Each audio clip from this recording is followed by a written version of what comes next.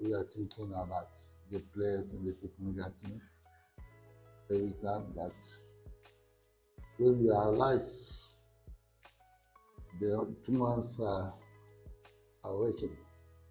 I think all the things we can ask, we are fans, we are disappointed, but I think we have a long way to go.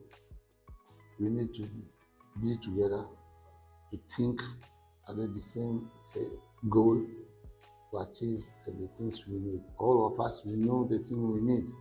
We need to win the matches to get a better position and thinking about the future. When we are divided, I think it's not for our benefit. And the players, we're trying to give them the encouragement and put them together to believe in his talent, to do the work. We're trying to get a good result on Sunday against another strong team between United who have a good side. We are taking it match by match. I think the team can change. It must change. And change, we need to train hard more than the things we are doing. When they was coming like that, the way football is passion. You can win, you can lose, you can bowl, you can draw. That's the passion things the people like. But as a folk, it's as a folk. If you are not ready to support the pressure on the pitch, out of the pitch, in your life every day, I think you can't come to as a folk. So, you know, the football is contact game. The contact in the training or on the match is normal. But the small injury, the serious injury we have, Afrani and Oyerepa. I think Afrani starting and now working, can put his leg down yesterday, slowly. We are happy because the injury, where we are fear, we are thinking is the ligament problem, but we thank God it's not like that. But he can recover. Let us go slowly. We can get him in the few weeks coming. It's like Oyerepa is also we are going slowly, and maybe we can get them not for the next match, but the few coming. And we have Aziz Nordin also who is starting recovery slowly. The fans is like the blood for the club. This club, the coaches can go, the players can go, but the fans know. The fans are there. We know we are disappointed them for the 2 matches. We are calling them to continue our support. We need them. I understand the frustration the fans have, all they criticize, except listing. Some are good, I've taken. I don't say some are bad, but the only things I think is bad sometimes the insult, that they criticize players, Noasan, Coach Moniade, obviously it's part of the game. That's the way it's emotional and are bringing so many energy in the team. But we need them. I'm calling them to continue and support the team. Because how many years, some of them more than 30 years, 40, 50 years, all his life he supports us. It's not because of the 1 or 2 defeats he can withdraw, because he loves the club. These people love the club. I understand them. I don't have any criticize or everything he's doing is still from the now. And currently, you know, from the look of things, you know, I determined say in any way, you know, this match with here, I would say in Papa Efrumba. Strongly believe say with kind of training our training grounds on inshallah we probably feel more performance in the it wasn't so bad there, but we have a lot to do. Because we are lose ya lose we ya kase performance no okay cramp na ye ene okay emma ye the here ni say be work hard. You have to work hard. And do you lose 6 points for free? And after the league, you know, so I started. Into the more bia moral no. So won't forget it. Sports Sometymer Otuo-Acheampong. So grateful you are here. Okay, so yeah, Boko. Boss, I'm Yadum. So you can join us on Facebook. Facebook. Oyerepa Live. Oyerepa Radio. Oyerepa Live. Oyerepa Radio. Oyerepa and Promise Post. Oyerepa and Promise Post. Oyerepa Live. Oyerepa Radio. Oyerepa near Bako. Yes. Oyerepa Radio near Bako. Oyerepa and Promise Post. Okay, so it was another night for champions. Yeah. And the champions. I say no, I know my table after. Born what table no. I want to say be more tre. Say in your champions league the boy akedi asem na besi. Yeah. Arsenal share 1 to 24 baby no. Oh, better now 1 to 20. 36 teams. Oh, kwa we kunya draw say also wo nimba. Also wo nimba. Bi mu kwa we ko wini was. So no why ade no. Bi mu wini wa. The Brian then. So on the save Arsenal. Man quite said that's the only thing that happened. I made any say no o save Arsenal. Aha, mi so to table na ba no. Okay, into where 1 to 36 now. Yes. Until once omode colors be amake 1 to 8 and 9 to 24 no. Yes. Also nka highlight be. We also 9 to 16. Oh. There is 9 to 24. So we need. I also care 9 to 16 and some on the 17 to 24. Because also omon 9 to 16. One last kind. Aye. Omon they will not play against each other. There be a year that 9 to 24 near playoff. But sir, no case omon beba fair, you know, omon be wa near the ACF for na be ball. Aye, definitely. There be a sign. You know. And they say Arsenal are 8 no more. But because on say the until on my chemusa and say a hundred day from 9 banning in a playoff. Arsenal 8 no more. There be Arsenal. Arsenal does say. Anamu Arsenal da think Arsenal shemfimfim oba me hu number ni. Oh. 14 ana. Yes. 14 no. 16 yes. 16. 16. Arsenal to 16. 16 yes. Wazumia my yes. Until 16. Yeah. 16. Debut 16. Number 16. And Tom ya 16 no mama na yepe. Because Man City is 16, yes. 16 Bologna like okay. Barcelona 22. Yeah. The rest is when you see that Baba pen come schedule. Yeah, but try as me see nra. Any e kan ho. But na me so me that today. And I me so me di bi kan say they hu table. You we no enye sada. The wo kan no the NCA. Definitely Arsenal will be in the top 8. NCA Kabia. But then I'm say definitely Arsenal will be in the final 8. Debut the Arsenal will be NCA. I don't know the minimum. So nya nkoma ye the NCA. The NCA. Baba neka future tense. The future over there is future. We say football there. A modern boat team predicted. Champions League be jabo. David. Ebi kura we ase kura bi besi. Ye ni na COVID ni ade ba ball kura. Intimate from yanka de esin. They say Arsenal no ewum. Timunya David no. Na Arsenal ball no modern just say match we binu mark o man timi an survive. Go na match na dey papa. Je match to. Am so to Champions League me hu see mo nwie na wo points ni ye penny loss. So points here per cry. Omo the goals e be separate because enti Ateta see David Raya's miraculous double save. Was this one of the best I've seen in my career? Okay, and then Owen Hage. But why Otuo so? Yeah. But you been anu ya. Yeah. Against. He's the best goalkeeper in the world. World because someone call a Euros no.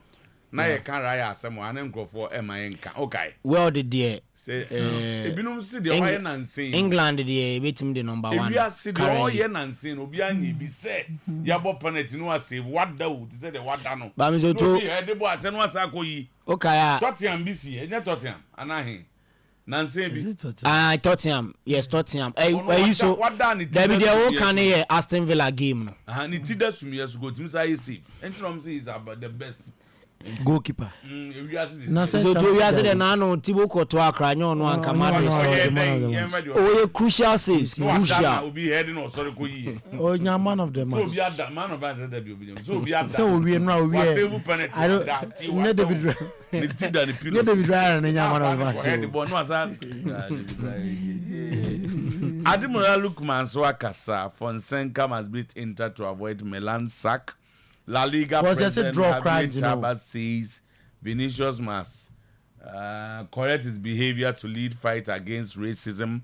FIFA president Gianni Infantino has reportedly called on emergency meeting amid concern over lack of interest in their new club World Cup expansion. Kevin De Bruyne is not cleared to play against Arsenal. But Obebantem. Liverpool goalkeeper Alisson Becker not in for the Bournemouth game, and slots confirmed ahead of that big match.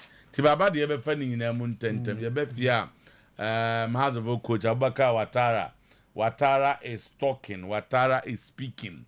Watara say all of us need to win matches to get to a better position and think about the future. Yeah. Okay. Abubakar Watara has a big game. Why is it for Fonseca the enemy?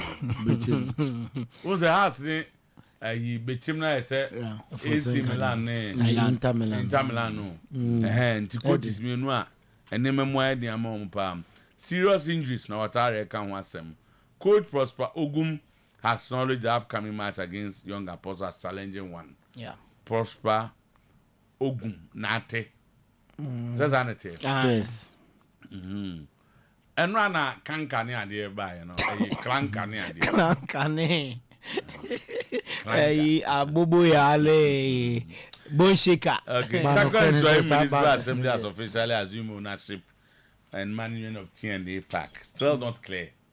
I say Zasemi Solomon bo amamiti aseye Mr. Toye say the unse Municipal Assembly no as omo de Takashi say omaji stadium no omaji and no makwaji keys stadium ni keys nyina aye press conference atoso I as I had the press release aba press conference ni James Silvio committee chair for the management of the stadium on the Kasai and Honorable Benjamin Kesse ono ye municipal chief executive ono so di release we aba o city any park no time na na park na na bobo ho no na ye takwansu aye municipal no mo dia NSA ni hweso mo keke nti ye see stadium ne foforo no mo apese o mo je o made no mo hweso ti ni release no Emran ne say National Sports Authority no na ehwe state owned state sana mranity o mo ne but they say no TNA no municipal ne person chere say Goldfield Foundation esima omo ansi ama aban so tie nkomo ne pa dia Goldfield Foundation for na ka say omo sie takwansu omo takwa Yadamasi actually ni ahwe I say there seems to be governance issues in this country because why should agency fight another government way the MCE or your mampenyanam sini the Minister of Youth and Sports and the National Sports Authority nya aban ade nti ede ne ba ya o se ne Municipal Assembly and the National Sports Authority both government agencies ni nya ye omo fight over on say amemo challenge o man mu ka and yes a private organization and obi na nyantoko the Municipal Assembly ya aban adwumayefo aban na yi dio aban na yi honorable Benjamin Kesse aban na yi minister munyina munya sika go consolidated fund ade baako and then we say there are governance issues in this country. I want to say about we have to look at how is this possible. Yeah, I'm right. They established the National Sports Authority. Remember? And you're right. They established the assemblies. Yes. So why? What's happening? See a day and she say the one who will be at the minister sits aloof. The minister of local government sits aloof. Nobody cares about what is happening. And then say Munu Koso. Minister of local government. Or no assembly is not under the minister of local government. And you need Minister of Youth and Sports. And also Sports Authority. And you MP cry now, no supersede the assembly. Na Go Fields for this idea. Go Fields Foundation for this idea. Almost on carry. No, I did change my press conference, and I told you the other times that the MC is misbehaving. The catcher, he's misbehaving. MC, he's misbehaving. So, the cry of a man from war tackles to him now. Because he said, NSC. So, man, Penica chose where you are on your MC. And then the cry of the people. You are appointed by the president. So, as soon as Sports Authorities also, man, Penny, Nano ye, one way the Doji. I'm saying that Abayanu should not fight over this. Of course, that's my point. That is. And somebody should tell somebody that look big. They are you know. Go Abayanu as a coin be so. But Miss Otuo no monte ya. Unse letter no. One monte. As Odem Asemko. What they say funny sem. But letter no. Letter no. What will stay good as our copy or more. Ude share letter ni so a omo our copy letter ni dey come on no. Letter we na mu no. E chese ude henkrofo our copy letter. Mu dey letter we say letter o seka. Me mfere ma kam to chine baby. Okay. And the Institute of Expert Travel and Tour. And opinion the Julius Amani. Maboni Julius Amani. Yes. Ana Amani. Amani. Kai Italian and now we are Amani. Okay. One director name. Me pache David. Okay. Me get chairman name number. Okay. Una o kasa trends mu. Me pache me marketing and then managing consultant or Institute of Expert Travel. Wow. Me pache. Hey, Jane, you a big man ba. Hey, yes sir. There's a cash in our own to see I can say. Oh, emergency we have a bit more drop kakra. Oh, and yes, why them seen the new. Okay, so expert travel and Tom where then? Well, Institute of Expert Travel and Tour and I know payment fan check sema ati for na for muti or your passports. Na menchia aya brantie Saviola Dennis na afi papotu am say omuti dwumadi mon for your passports ni agro ti meche o man pay. Na Institute of Expert Travel and Tour eye jubaku a edam sonkwan edi amanfo tu kwan day in day out.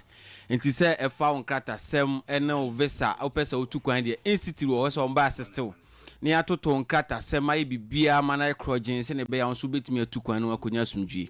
Na Institute of Expert Travel and Tour ye visiting visa, ye work visa, ye visa assistant application afi nso no ye sa eye se obi person tu kwan no ni na busu nyina ekwa ye family package obi person ko no ko sua de ni nyina ye ho adwuma enti Institute of Expert Travel and Tour de since a company ne ye registered companies name act 2019 act 992 no enti no Institute of Expert Travel and Tour oba so ya ye de niam nyina gugu akwan mu pepepe e wo mra kwan so saving kwa visa na oba enye se bia o sima kotua ska enti no sika ahia gu da bi ba ye be refund your policy wo oba no betena se ye de wa fa sanema we nyina mu ansana institute a start so be wadwuma enti ye certificate birth set I say ye passport so on kata sembi se bia bank statement bi ana wo pe document bi a pesa onam so de tu kwan wunya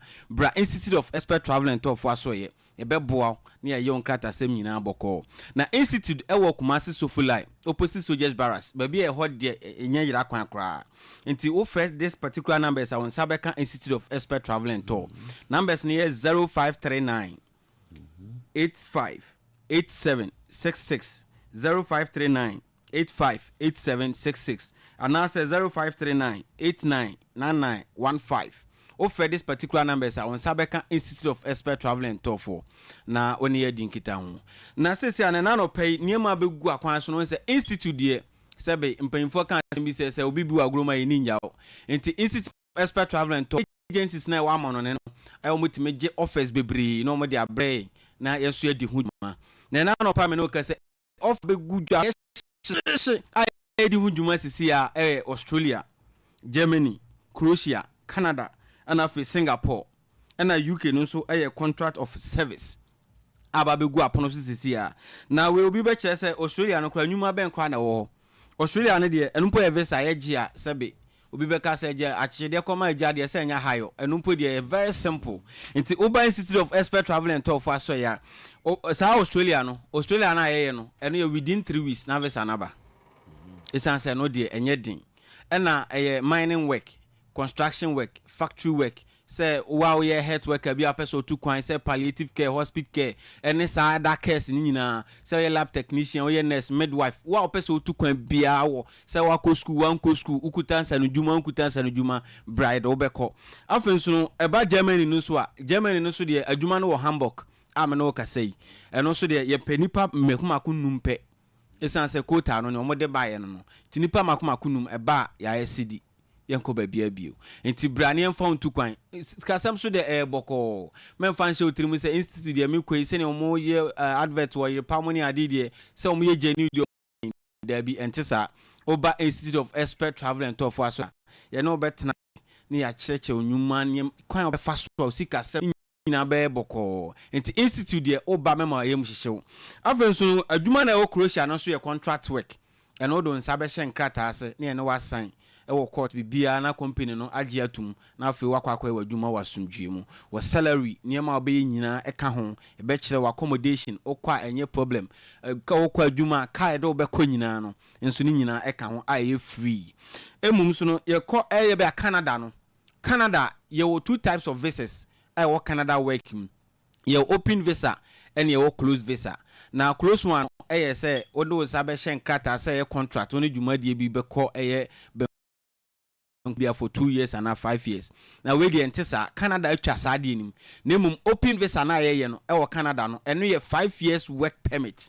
I the Mawa Institute of Expert Travel and Tour Edo Canada. Sekoye adwuma accommodation e ka ho o police report e ka ho kakra be je no so no plane ticket so saka ho esan say companies no so atan age eye ka no bebre nti kana obetua na e ketua bi nti se wo kwa o medical sa be o police report ni nyina institute wo be ka ho na open visa no say na tie eno no kwa wankasa adwuma ope no e na obeye nyuma ku no beba nti wo no ni negotiate a ni sika sem eje no na wo ne na tenase na fedie wo ne na ya adwuma emum no okwa adwuma no timi ja at any time bia na Canada de nso emu eden say obenya 5 years work permit no oduru Canada nso a Canada ye 5 years na ejema wa obenya 10 years e wo passport nim nti as to whether say Canada nso tena ho 3 years a 3 years utimi file for a permanent stay nti Institute of Expert Travel and Tour e Kumasi Sofulai opposite Soldiers Barracks bra na enya on krata sam na ma kwantu no enye very simple man.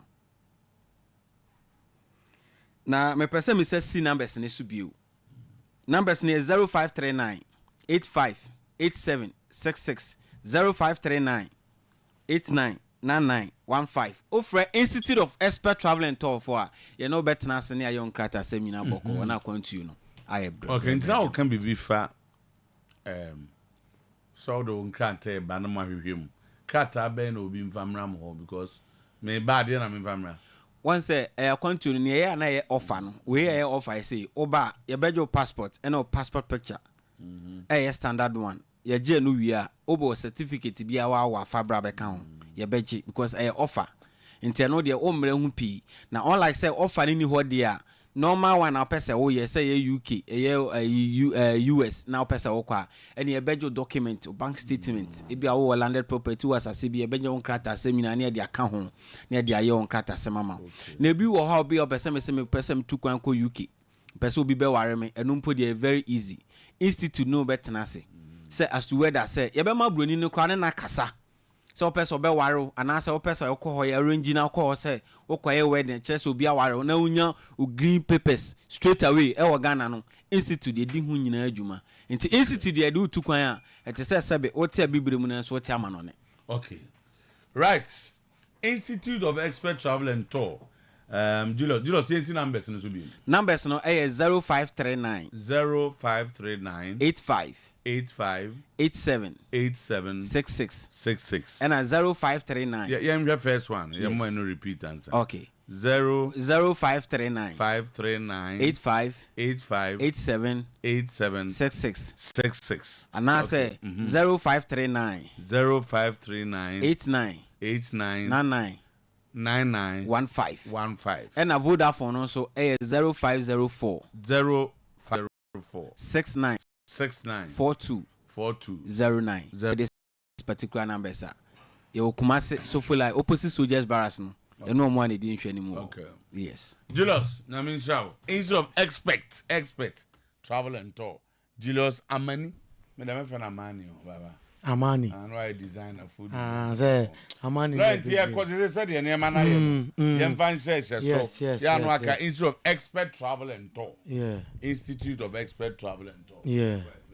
Enti anopay the boss player abie kwanum ye kunko funkroso na ensemwa edi adencheche ensemwa anopay ebumfumpa onko funkroso no ye de honsem ato anim ensem no doso ena anopay nemom de disefata se wohwe na fe otie ena yede ema wo kitikiti mam polibi ena ewoma akansio yanom akambu no pa anopay yabeto eboase na yachem emra ya confirm emunu ngina ama wo on NCS Best TV station, on NCS Best radio station, show me live. Our Facebook page, no so Oyerepa Live, Oyerepa Radio, Oyerepa Live, Oyerepa Radio. What dear, and say obashe na wa commente me ba na the boss player atonoboase akenkanina ama said say ene said e fata eye adwuma ko bia drama ena anopay wo me de masia konkon a yete nkofon cross nsem no edan wo high sense emao air condition papa etimi atom Dr. Daoud of Daoud Scientific Helper Hospital ejamachi ena fe washaba electricals omonso ejamachi yere nsem na edan ena pay na we efimi steady ho eti mamanya na quick emfamfio na fe yentwa so emfio enra UEFA Champions League match saudo etim eto direct speed ena etimi aba plaza wom esam na amatime ase more goals na goals no etime ebantem ningina meya dama nemom we quick I say from Betty Bella to Alberta Ofori. We are nurse Mansha Hospital. Happy birthday. And from Betty Bella to nurse Juma Mansha Hospital Alberta Ofori. Happy birthday. And we are good to go.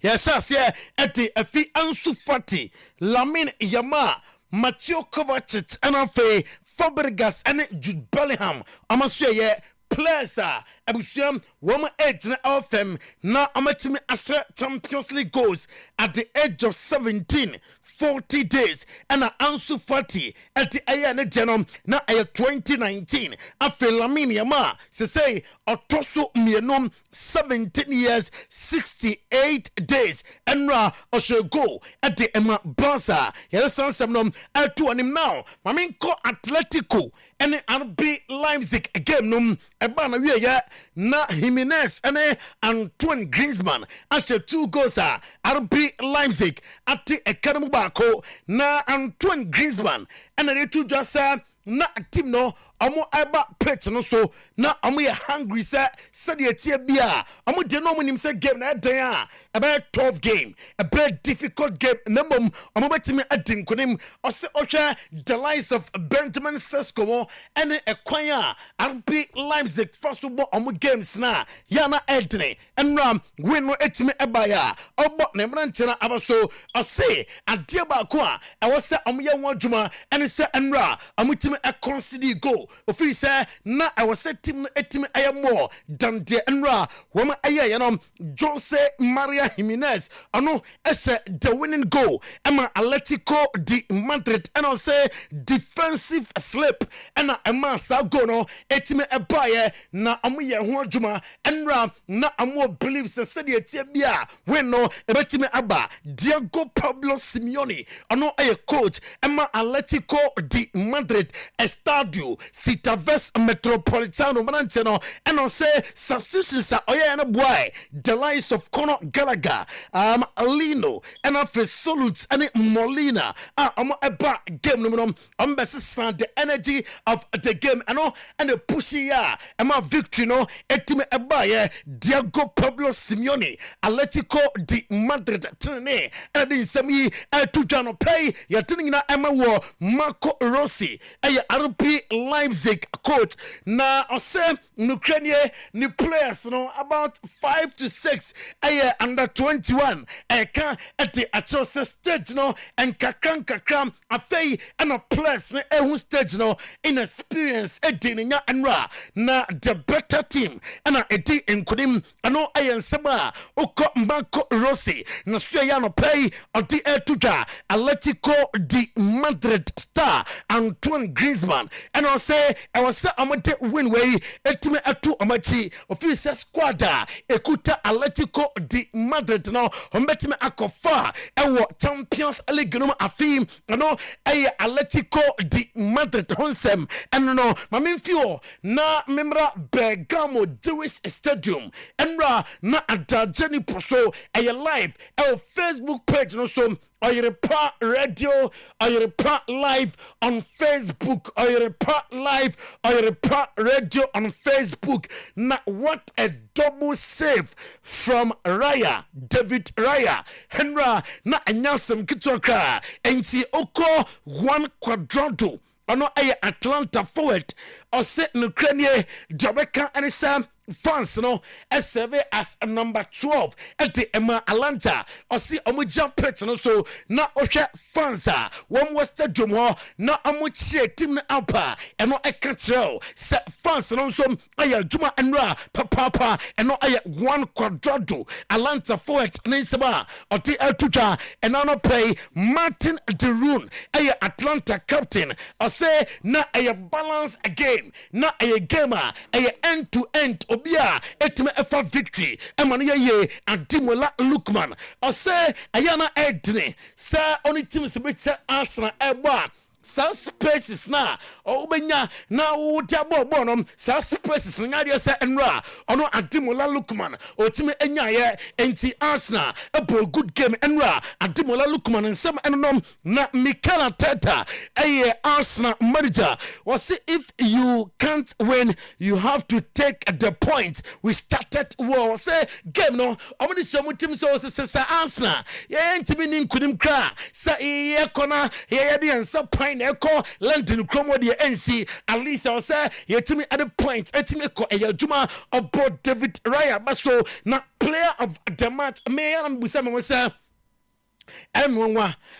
the likes of Liverpool defensive midfielder akudana efene Ederson oya adwuma ema Atlanta no enra ohwena or the man of the match I say Arsenal a great side ohwe midfield na enra na nya easy kra na mum na nya je say otim enya man of the match ani je no entimi anwie pay aden na me pese enka Atlanta etimi edinkunim eno aye Ederson player of the match ema Atlanta eno den sami etudwa enra ewo Jewish Stadium Bergamo masa fansa na was stadium onya sem ketwa before the game omutwa stadium otimi by masa fansa ko stadium no na anya good day David Raya na Mikel Arteta abana baso was in his guarantee the one gusua oceano a Jewish stadium Bergamo na I say David Raya and Jumana Oyeno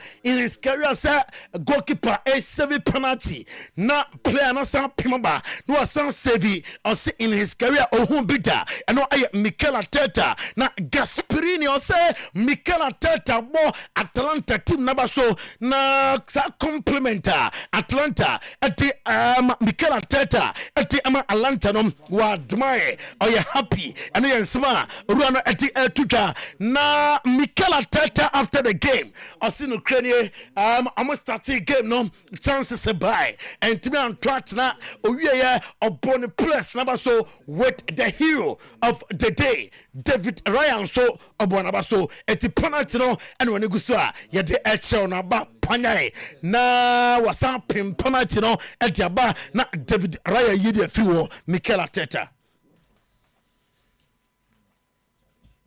and Mikel Arteta context for sure, but this is only a started exceptional. I think the save that he made against Villa today kept us in the game. That's a reality, and you need that for your keeper at this level. And really happy that he's in the form that he's at the moment. Well, it's a really tricky game emotionally to play because you are all man orientated, so every action counts in your emotions. And when we had certain moments that it didn't go our way, I could sense it. And the team was a little bit about to lose, especially the discipline that this requires. And I think we show more maturity than last year, that we could not see a way tonight to win it, at least don't lose it. But it's not certainly the message that I want to send to the team. And see, Mikel Arteta, I don't know, na Declan Rice and Ra, or John Finfio, and also about Atlanta team number so I think Kofon could a great squad. Quite faso a big game no a difficult a tough game and ra one more no Declan Rice. Look, it's tough to win away in the Champions League. Really tough. You know, these are European champions. A really tough game. You know, they've had the same manager for 9 years, play a man-to-man game all over the pitch, and it's not easy. So you had to adjust. But I think the main thing tonight, we defended well again. You know, our high press was good, but with the ball we can be 10-15 times better. We just give the ball away a bit too sloppily tonight when we could have hurt them and took a few more touches instead of trying to play 1 and 2 touch all the time. Oko Adimola Lukman Asya Ballon d'Or Obaje Anansa Onje Okasaye Efambeka Adimola Lukman on Ballon d'Or Obetie na high sense for se anopay memfam to anim say Sir Ope air condition will chrome her and top brand the beer to high sense diano one diana and air papa where a 6 days promotion and a high sense a 23rd to 28th this September na one kwan Kotobia why your home into Kotobi amodiano a papa 0302 5500 00 amodiano toa abusuam oda obeda esanse a 5-year warranty and yete emma wo a split and answer floor standing the edisi ho the other down ho standard one inverter nina unyabi or high sense amasuye eya no wajaya isa ewo Dr. Daoud asuye esanse ehono kwa o mfidie wo ho a mfidie no odo fam na wahu ya de koda ewa honam duanum na oda bibidro etime atuase enti kwankro ya de nina fako eye hypertension stomach ulcer diabetes, a stroke, low sperm count, hepatitis B, a syphilis, and that's now swatch a busia, Fako Dr. Daoud ho, afe a one nema, a prostate cancer, usisina, sexual weakness, and also fibroid, and a etetewa. Dr. Daoud said, Nyamia Dama, Dria, Emma Yaresa, Intibra, non for Dria, Mtuya Diana say, a Joso Krapa, Old Metro FM Dynum, and a warm, serious sound so, or a free. Freno 0244 886 437 0244 886 437 0201 681 717 0201 681 717 na ose Ballon d'Or or you happy sir everybody know you born the team account and na a super game winning to my dear that's why happy with a modern bar Atalanta a boy Adimola Lukman. Yeah, no, it's just special European nights. Playing in the Champions League is everyone's dream. So yeah, enjoying it and looking forward to more challenges like today. And yeah, excited. I feel like I should say congratulations on the Ballon d'Or list as well. Oh, thank you, appreciate that. No, it's definitely special. Definitely special coming from where I've come from, and to be nominated for such an award like that is it's a huge merit. So pleased, very pleased. Yeah, no. Mamenko Owen Higers and Australia.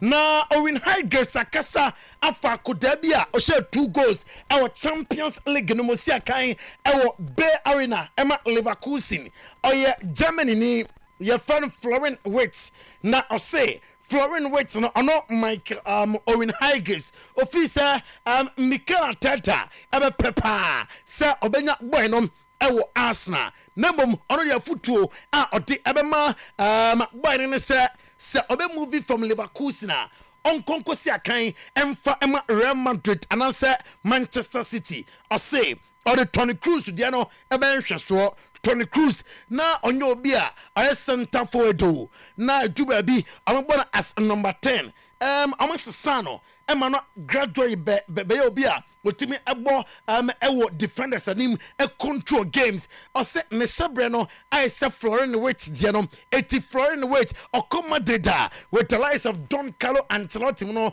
ombetimi asesano amana control games do dia obetimi ashe goals assist odo obeyem ano aye ensemu a Owen Higers edituda enra Monaco ehemienu ema Barca ete ekeremo bako na Eric Garcia enya red card on the 11th minute eti Huta aye Monaco coach or say yes aye perfect start ema Monaco start na omunya no na ni so papa na yebeti Hans Flick after defeat no and Hans Flick edituda say red card on the 11th minute as the game ni shebre yentie coach. It was not easy to defend, and after 10 minutes or 12 minutes with a red card, the game changed totally. But what I can see is really the positive thing. We tried to really to defend as a team and also attack as a team, and we have chances. But today they deserve the 2-1, so we have to accept that. So every player tried to give the best. Enra Leverkusen adiana se Xavi Alonso enen Ranteno ekokose enran Feyenoord entimi anti Academy after the game a Florian Wirtz and a J man of the match and I say Nania J say ono Florian Wirtz enya 2 goals now for assign to so enya man of the match amanya perfect start in the Champions League our way amo pese atwa so Granit Xhaka a Leverkusen midfielder I see afim amo pese amo kofa e UEFA Champions League nom Xabi Alonso a manager Emma Leverkusen I say ni team nom about good football niama koye at my team the Jeremy Frimpong or said ya almost shine and ra omunya no sa ya won Leverkusen a pro gamer on best goals na ama control game no na annoyance ma run at the tuja after the game. Xabi Alonso in total at the press conference about one thing about the place and about so with gamer omutima a boy and afe omutima as a final 4-0 and ra. It looks pretty easy, but to do it is not that easy for sure. And yeah, we were not lucky, but we were efficient in the first minutes to score that first goal after the second one as well. So that gave us a lot of composure in the game. It took us around 10 minutes to understand how to come out of the pressing. They were following, they were really man-orientated in our striker position, so we need to have a little bit more of control on the build-up and trying to find the spaces after. Enough of the Champions League, Mayanko Italy. Na Jetenye, Abusiamba Kaya, Yadika Kacha say we can do there. Ampire Beja, Paulo Fosenka. Masa, Mr. Wanshaye.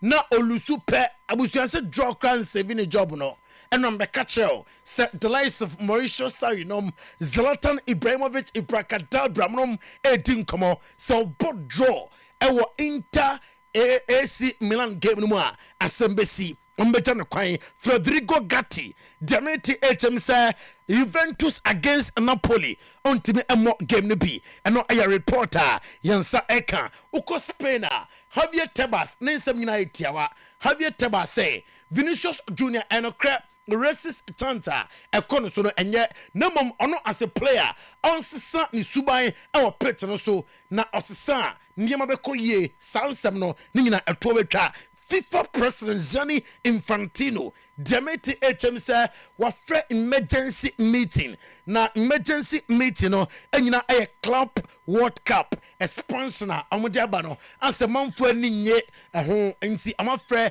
emergency meeting amotwese bibia betimi akoye Jude Bellingham impedifom atuna katuem say after 1 year Mortimer oboy and Real Madrid form penny for atu na katuem yade ho nsem eba Atletico and Madrid do Camavinga aba returning aba juma edi ama Real Madrid ye chanso anopay na yedin confirm close nsem no etimi esi Potter's Wheel of School Ministry Power Specialist Herbal Hospital, Ayo Family Cover Insurance, Franco Trading Enterprise, Trade Fair, Egusua Kwana Ecoso Abbey, Herbal Clinic, Rosters Roofing, Bills, Micro Credit, Pepsodent Cavity Fighter to Pay Champion, Divine Clinic, and I will say a celebrity. Yes, yeah, mami, sanse, ni kuniye ni papa, way, every Mr. Mankwa of Oyerepa FM and TV Marketing Team Manager, Oyerepa FM.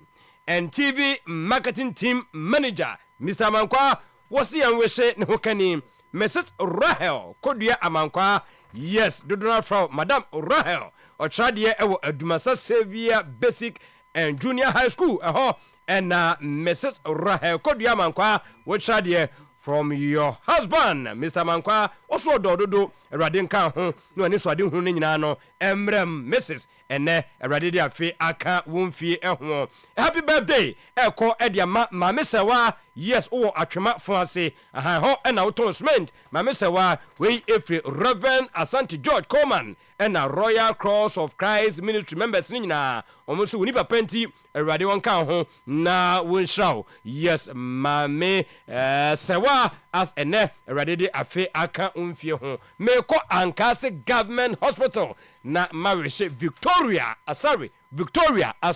Oh, you know the deal. Radina minanim da hobruta. Obapa nyamenka ho Victoria, sorry. We are Juma we nesni ewo Ankase Government Hospital. We every somewhere came and myself and a team nyina and yeah we show happy mbaka won happy bejo subajo Mike.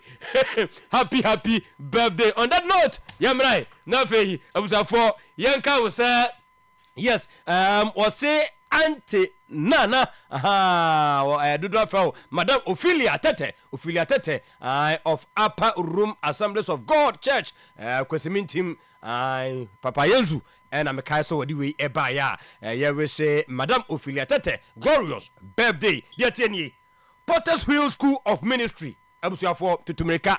Na ote kono na atu kono anyesa okoya na akotena baby mi preachi. Ubehia tenatenie ncheche kakra eyo masede enunti we know a Potter's Wheel School of Ministry alongside Grace Palace Chapel International ya tuni din adom ahimfie ene ya ka cho se ye wo weekend classes wo ha ye de tetew na fei ebreti abi mu no awrade efre na wode efre no watimi agina domanim atumi adumanim aka awrade asem enunti hihye no sei ena etie Saturdays, memenda de suano, muntie ye, first week no, ebe rum into 5th of October, second week no, and also a 12th October, third week a 19th October, na fourth week no, a 26th October, muntie ye, a Saturday section, 9 a.m. to 1 p.m. Date of the month 5, 12, 19, 26 no, ninyina no, a 9 a.m. to 1 p.m. na Saturday, wababetana say, amaya chere Monso amodian mubenya ho on kwasiada no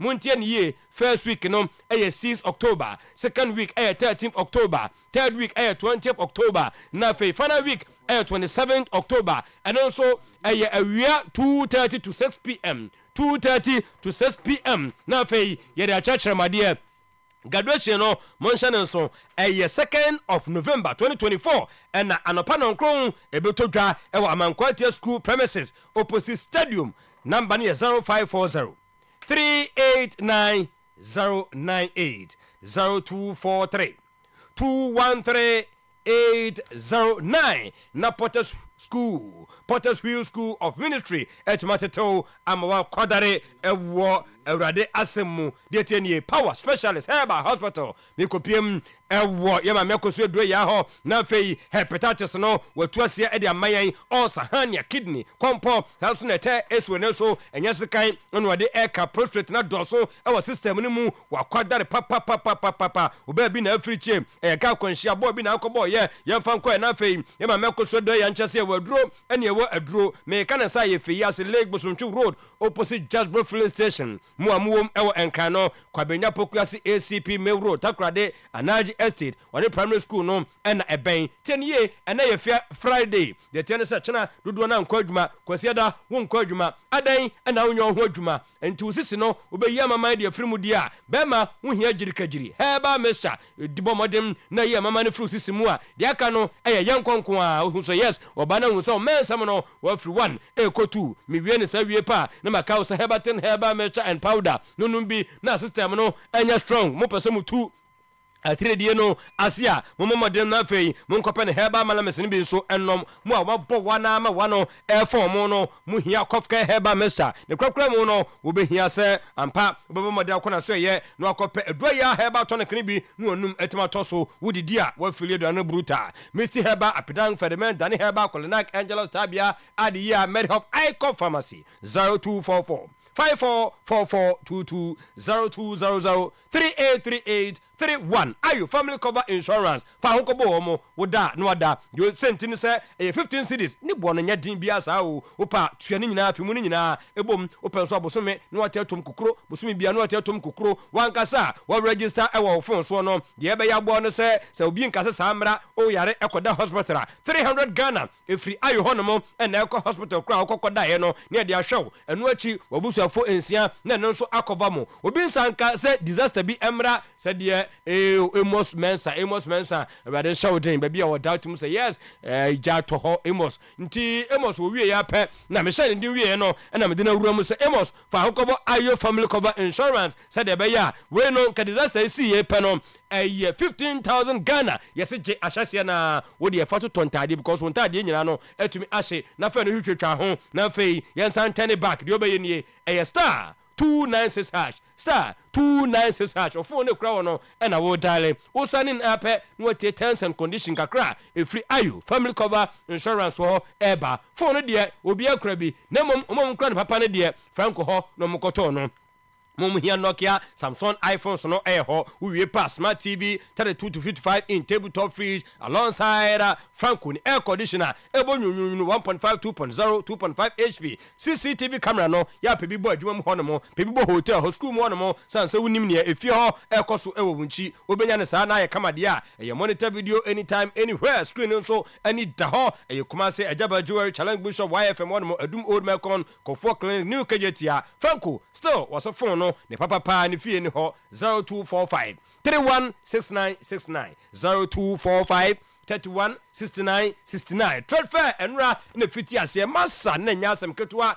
to bo modern na timi storme ne kumase Rotary Parker utim se babia kona acute angle ina no nkofo nyama sisi won mu a binimu tontade binimu tompa papa binimu fili aduane papa enu ntina make a show say we no the biggest sales bazaar and adru kumase Rotary Park ya na intensi into 2024 edition no enra ene fiti ase ena ya da foforo kopa bibito won so kopa stand el honomo na nyama nko yie mfama je sansa ya sha se di ohia number no ne ne ohia 0597 423304 0597 423304 0502 500632 Nachasa Trade Fair Kumasi Sales Bazaar 19th etwomu akopem 23rd of September Nachasa Dwada ton ena side madie yede eba na wieye ena ye fiada ena na otwemu nyina no international mama be wo yere adwuma kosie Monday to Friday 7 to 5 p.m. Monday to Friday 7 to 5 p.m. One ko na memenda chena untumi nkɔ kwasi ada untumi nkɔ just a Monday ni nyina ne sɛ yadeɛ no adokro de adwuma no ato akakra kɔsrɛ kwan na kɔhwɛ ho yadeɛ ni nyina ne sɛ sekesa yadeɛ no ɛna nkrɔfo no kwa watu aseɛ etwa yɛ monsanfo abayifo yadeɛ yɛ mamode na afei yɛ fa nkɔ abe hɔ die hu no ahwɛ yɛ abɔfra kasa ne nante anya wɔbɛhwɛ prostate pressure diabetes ulcer gono hepatitis yadeɛ no dɔso ɛyɛ Monday to Friday 7 to 5 p.m. 0243 345 392 0506 460 208 ɛdan deɛ baabi a bɛduro no wobɛhia wɔn di no korɛ on record ne yɛ kama wɔn din ɛyɛ Rosters Roofing ɛyɛ premium coated 55% alozing yɛ coated wɔ hɔ ne wɔn plain sheet nso ɛwɔ hɔ Selflock IBR IDT tie sheet yɛ kana saa na kyerɛ sɛ different color thickness nso deɛ yɛnte so da biara da free estimate baabi a wɔbia no yɛde ma wo akyikyi kakra na abɛtua kakra be 3 to 5 working days production pa na afei yɛwie metal trusses roofing sheet ceiling joint POP cement Rosters Roofing System nationwide 0544 338 042 0201 164 645 bills micro credit adan ana nkwana so ye ebra we Ghana ni na Ghana card no nya bi mfa so abenya free so no mre bi atwem na nka kopa bosia nka we wodi fie bi nkrata na ekọ wodi electricity bill ne lawyer judge bi adiwachi we de do here ayo Ghana card 1500 2000 3000 baji bi kotuatua school fees baji bi na fe store no fakobonye magum baji bi kotuatua aka na fe sha ase tuetan kakra wo mpe we na apede yɛtie ne ye wɔma bosia ɛwɔ internet so da obi frau no sɛ bills nie ma yɛ ma bosia ti hyase sɛ ne bitumu a wɔpɛw afrodo terms and condition ketewa bi ɛna di akyire 0302 200 390 0596 920 833 quick credit lending still made simple you wepe na maka wo se wo kɔ hɔ no na maka nyina no nipa na no mkɔ kasa wo bro fuse wa obi antimi ntie wasam no ɛdɛ na nso benya na nka de 1 minute na aka na afi wɔkɔ wo hia adwuma kuro kɛse te sɛ Unilever wakɔfa Pepsodent cavity fighter toothpaste ɛde aba wo de pro fluoride micro calcium ingredients na de afrafra de ayɛ nti ɛyɛ time 10 stronger sɛ na ho ɔde no ɛdɔso kyɛn kae ne de nyina wo se fita na afia yi nkonkone ne na firi hɔ no mo uwie pe na bom po sɛ deɛ samini bom no a wonso bia uwie pa na afra free to line no Pepsodent every smile matters my main cause champion divine clinic Dr. Oyerepa was still only Jesus can make you champion ni nyina mo no ɛne sɛ yadeɛ no ɔkacho so variants typhoid hepatitis asthma wɔbaasa himfio nko yie no kra deɛ ɛyɛ 3 days na ɔde solve sa problem no ɛde ama wɔ asthma hepatitis typhoid ne ovarian cyst no ɛyɛ money back guarantee wɔ sound na nko 3 days no ɔhyɛ wo a tutumre kasa kɔ na kɔgye sika HIV sexual weakness pass wɔwie ho adwuma stroke no ɛmfa ho no sɛ deɛ ne hu esitie wɔsi nafua ɛnan pɛ bɛsɔre anante amobia hu sciatic no wokɔ na wo hihim nanso instant na afei wonanteɛ no bibia tumi akoyie ɛde ama wo Accra Tantra Hill kuma se Denyame after Mecklin 0548 593868 0244 230 535 only Jesus can make you champion legend etwaso as at 10:35 abra today's boss etimi abaso amanyama ayekama boss player. Okay, so Liverpool na yes now no more check it what's a Champions League table no buy no abahu 36 no aye 36 no Liverpool was through. Oh yes I know the Arsenal to you 16 8 or so pa but at least you oh yeah musumu boss I feel like na musumu bajina na say champion ni mienu nyina oh e be say eje either two na one of them one okay to I thought me say disappointed na oh obi a went to me disappointed obi a went to me bia might have disappointed people but also aim high and big. Yes ball we in Champions League ball there here ball mu there here oh me no bi ne kasa wa and they do kasa ball mu there here but now at least you have the best goalkeeper we are seeing now you have the best goalkeeper keeper what da or than them it means sorry is safe why penalty na we had the pillows what so be sabe head no sorry yeah so bobo na de bia who is that keeper ni bia bro e bia keeper best player who asem assistant bobo match de bia keeper best player de bia who asem onye mere o na sema okay you woni ne ngu asema kaya ne ye gasa utimi kan Yakobo Champions League next morning obobo de bia no keeper best player ese team no problem the reason why team no ye shemo an se mu keeper no for ma go na akoshe se no anye ni keeper papa kan vary ama me ti se wo so obi ka say omo mo chocho ba you know Manchester omo ye Manchester is so much Bansi no much BAR one we have say Barcelona unjan go for friends man you ni Barcelona I am for friend say about Bansi don't turn man you and BAR I say we pa yeah omo na be wa muti e omo ni ho kra o omo try enti ti me friend go for say man you ni Barcelona champions me have me who Barca players ampa na me flip me na ko I am and then Champions League night and now I am Champions League across Man U BAR Ade Barcelona aba kroma Tada cross Barcelona won chon BAR sa na no try maybe Barcelona no babo yanya ntem yanya ntem say yanya ho ho ide ono obase ya no one as offer say aba I'm offer say ntem there be a say offer say o there be offer say no kwaku me small offer say e kwaku dey offer say me offer say no obuso question den me offer say no enchemu ni ho me offer say no it's as simple as that say what you pay on mukasa what you on reject is ada on reject you on kasa yen no offer ni me I don't think necessary problem na since when but we started that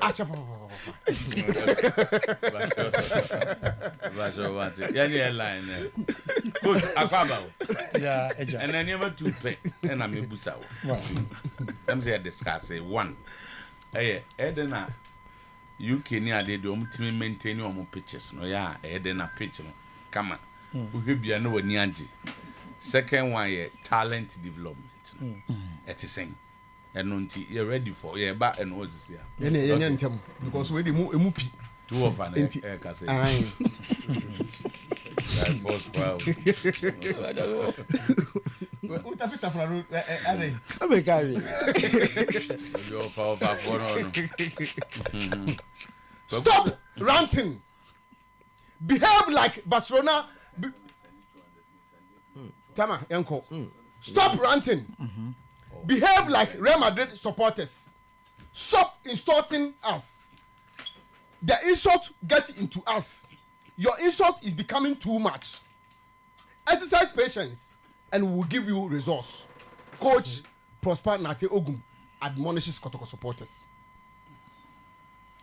Tama we say at times omutimi di atama ugina bench wo kra na wo ti say omu di atam the okay on one kan ya na me umu ye oh on one kan ya na say his own ways I say no clank can be there be his own ways I bet menya wa oh yeah Samimo stop onka bi mnenjo stop the insulting us stop ranting aye say ya no kan no stop insulting Tama say ya no kan is the who can san waka waka ranting waka insult waka enya waka ranting waka insult me just say or say stop ranting stop insulting or say the ranting is too much no bacho me to was yenye ade ba go kre are you quoting him and that be Tama say quoting him saying Miami headline out of the comment statement no yeah no so or say the supporters from your headline and me busa said the okay are they his words and I say odo the akeken kan so that from hand you some of them are his words some of them are my words combined together producing so one other now my own words no since you want us to understand what he said them say ranting and word utrimupo and so be me hu asem o kan nyeza ai nti ada na me enti hu de o kan na preko nti say odo de be kan because no na wo ka say Tama say wono waka asem e na me bo amane enti obi ka asem na abo amane asem vie de nkan ho me fa me de nkan ho o ba say o say nsem ni bi ho enya wo asem the word now be using they say is your own word so I'm saying that say the nsem a wo kan say no kan na wo de kan Tama or say ranting supporters no ranting No. So one guy also stop ranting. Munyai, say stop ranting here. I say munya ranting. And I say yenko bontie ni enti asiye. Because you can me Udo so be bono. Na eni de me kanu nyina. Me just say. I say me ana Zazia. I was say difficult. That's really difficult. On one or man, no. Tama, I say exercise patience and the word. We'll get you results and the word. Ranting and the word. I say your words are unpleasant and the words. Yes, I'm not sure. Nina mature how many can the old kind of be na fe em fine em queen. What's saying? Confusion. Stop ranting. Okay, and stop ranting. Behave like Real Madrid supporters. Stop ranting. Behave like Real Madrid supporters. Your insult get into us. Your words are unpleasant. Into us. Be patient and we will get you results. Your words are unpleasant. Be patient and count. No, be patient or not. Okay. And then count. Send there's no. We can be patient and there's no controversy. Yeah. Nothing. Stop ranting. My message to them is that even though we are not playing in Kumasi, which is Babayara, we are still playing within the regional enclave, within the region. So, especially our teaming fans in Kumasi, I will appeal to them that they should sacrifice their time and their money and travel and come and support us, because we need we call the supporters the 12th player. When they are there and they are supporting us, it gives us that motivation, it gives us that confidence that our supporters are there. We need to live up to the ball, we need to live up to the expectation. So I am appealing to all of them, near and far, whether you are in Kumasi, you are in Accra, you are in Tamale, you are in Zuluzu, wherever you are, I'm appealing to all of them to travel and come and support us. We need to fill the Linkley Stadium to capacity. Fortunately, I think we have a lot of support base in Obuasi, so I'm also urging all the Obuasi fans to be there to support us. It's been a while since Kotoko played in Obuasi, so we are bringing Kotoko to their doorsteps, and we are appealing to them, or I am appealing to them to come in their numbers, to come and support. When they come to, they should be patient with us. Within the game, when errors are made or when it becomes challenging, they start to rant at us and say things that are unpleasant to the hearing of both the technical and the playing body. I think it becomes discouraging. So when they come, we are appealing to them that when the times are challenging on the field within the game, they should be patient and then support us. If you look at what happened at Bernabeu, Real Madrid versus Stuttgart, we also, when the second and the third goals came, it was very difficult. Stuttgart almost outplayed Real Madrid, but then the supporters were still behind them until Rudiger scored, I think, in the 83rd support. When they come to, they should be patient with us. Within the game, when errors are made or when it becomes challenging, they start to rant at us and say things that are unpleasant to the hearing of both the technical and the playing body. I think it becomes discouraging. So when they come, we are appealing to them that when the times are challenging on the field within the game, they should be patient and then support us. If you look at what happened. All right. Okay.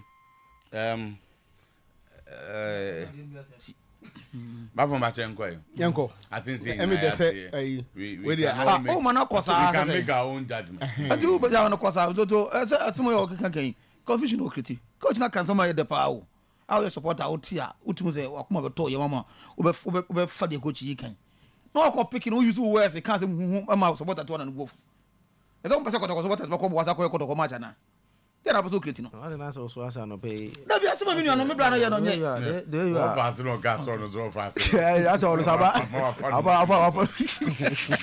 Say at best ye nya na sa na yenko. Okay. Babo ye yenko. No okay dey nyona ka. Say bibia atom kama ma. Nti asay adwuma. Oh, they said there are sensational headlines. Say enjoy for them to me. Emma cap bini ade. No, in journalism, I don't say Bafo is not wrong. Just that it's good that the voice is played so that you understand the context, the coach. And do share headlines and when headline we are near the store number for you to read the news. Headline doesn't necessarily and I think the headline Baba, what makes you headline to be on Mariana?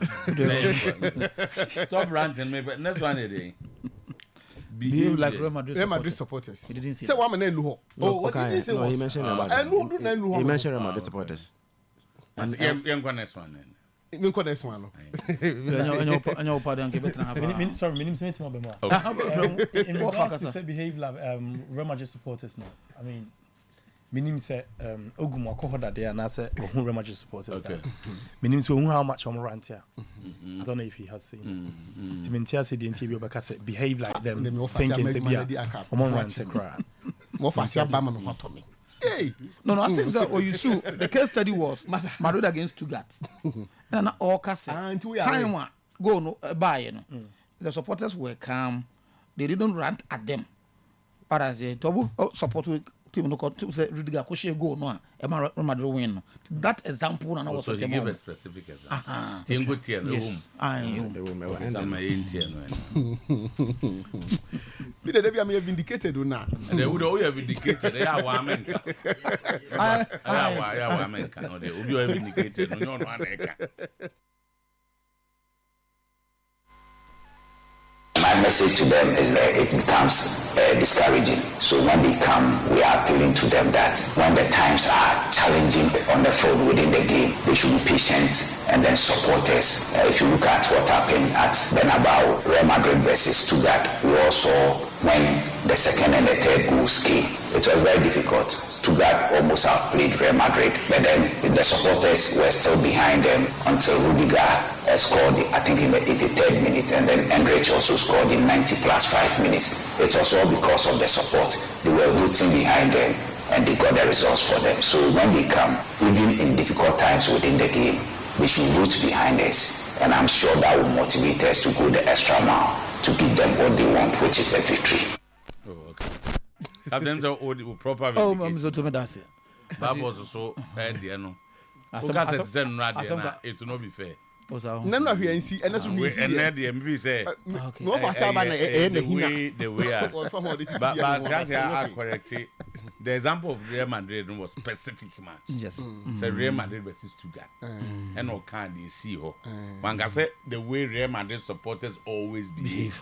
And some is man can't always. No, they can't. They're not cool. Can say no. They also rant at them. No, but on that occasion they did not rant at them. And to be out there. Na yenko ba ohini aso mi bini ba fon ba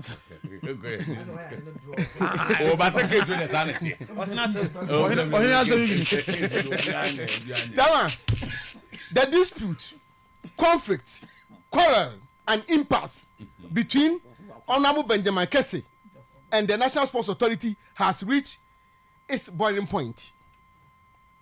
As Honorable reports the NSA to Nananom and directed the public not to deal with them. Tama, so when you're a statement in the Akasa, Honorable Kesse. Some say he's misbehaving.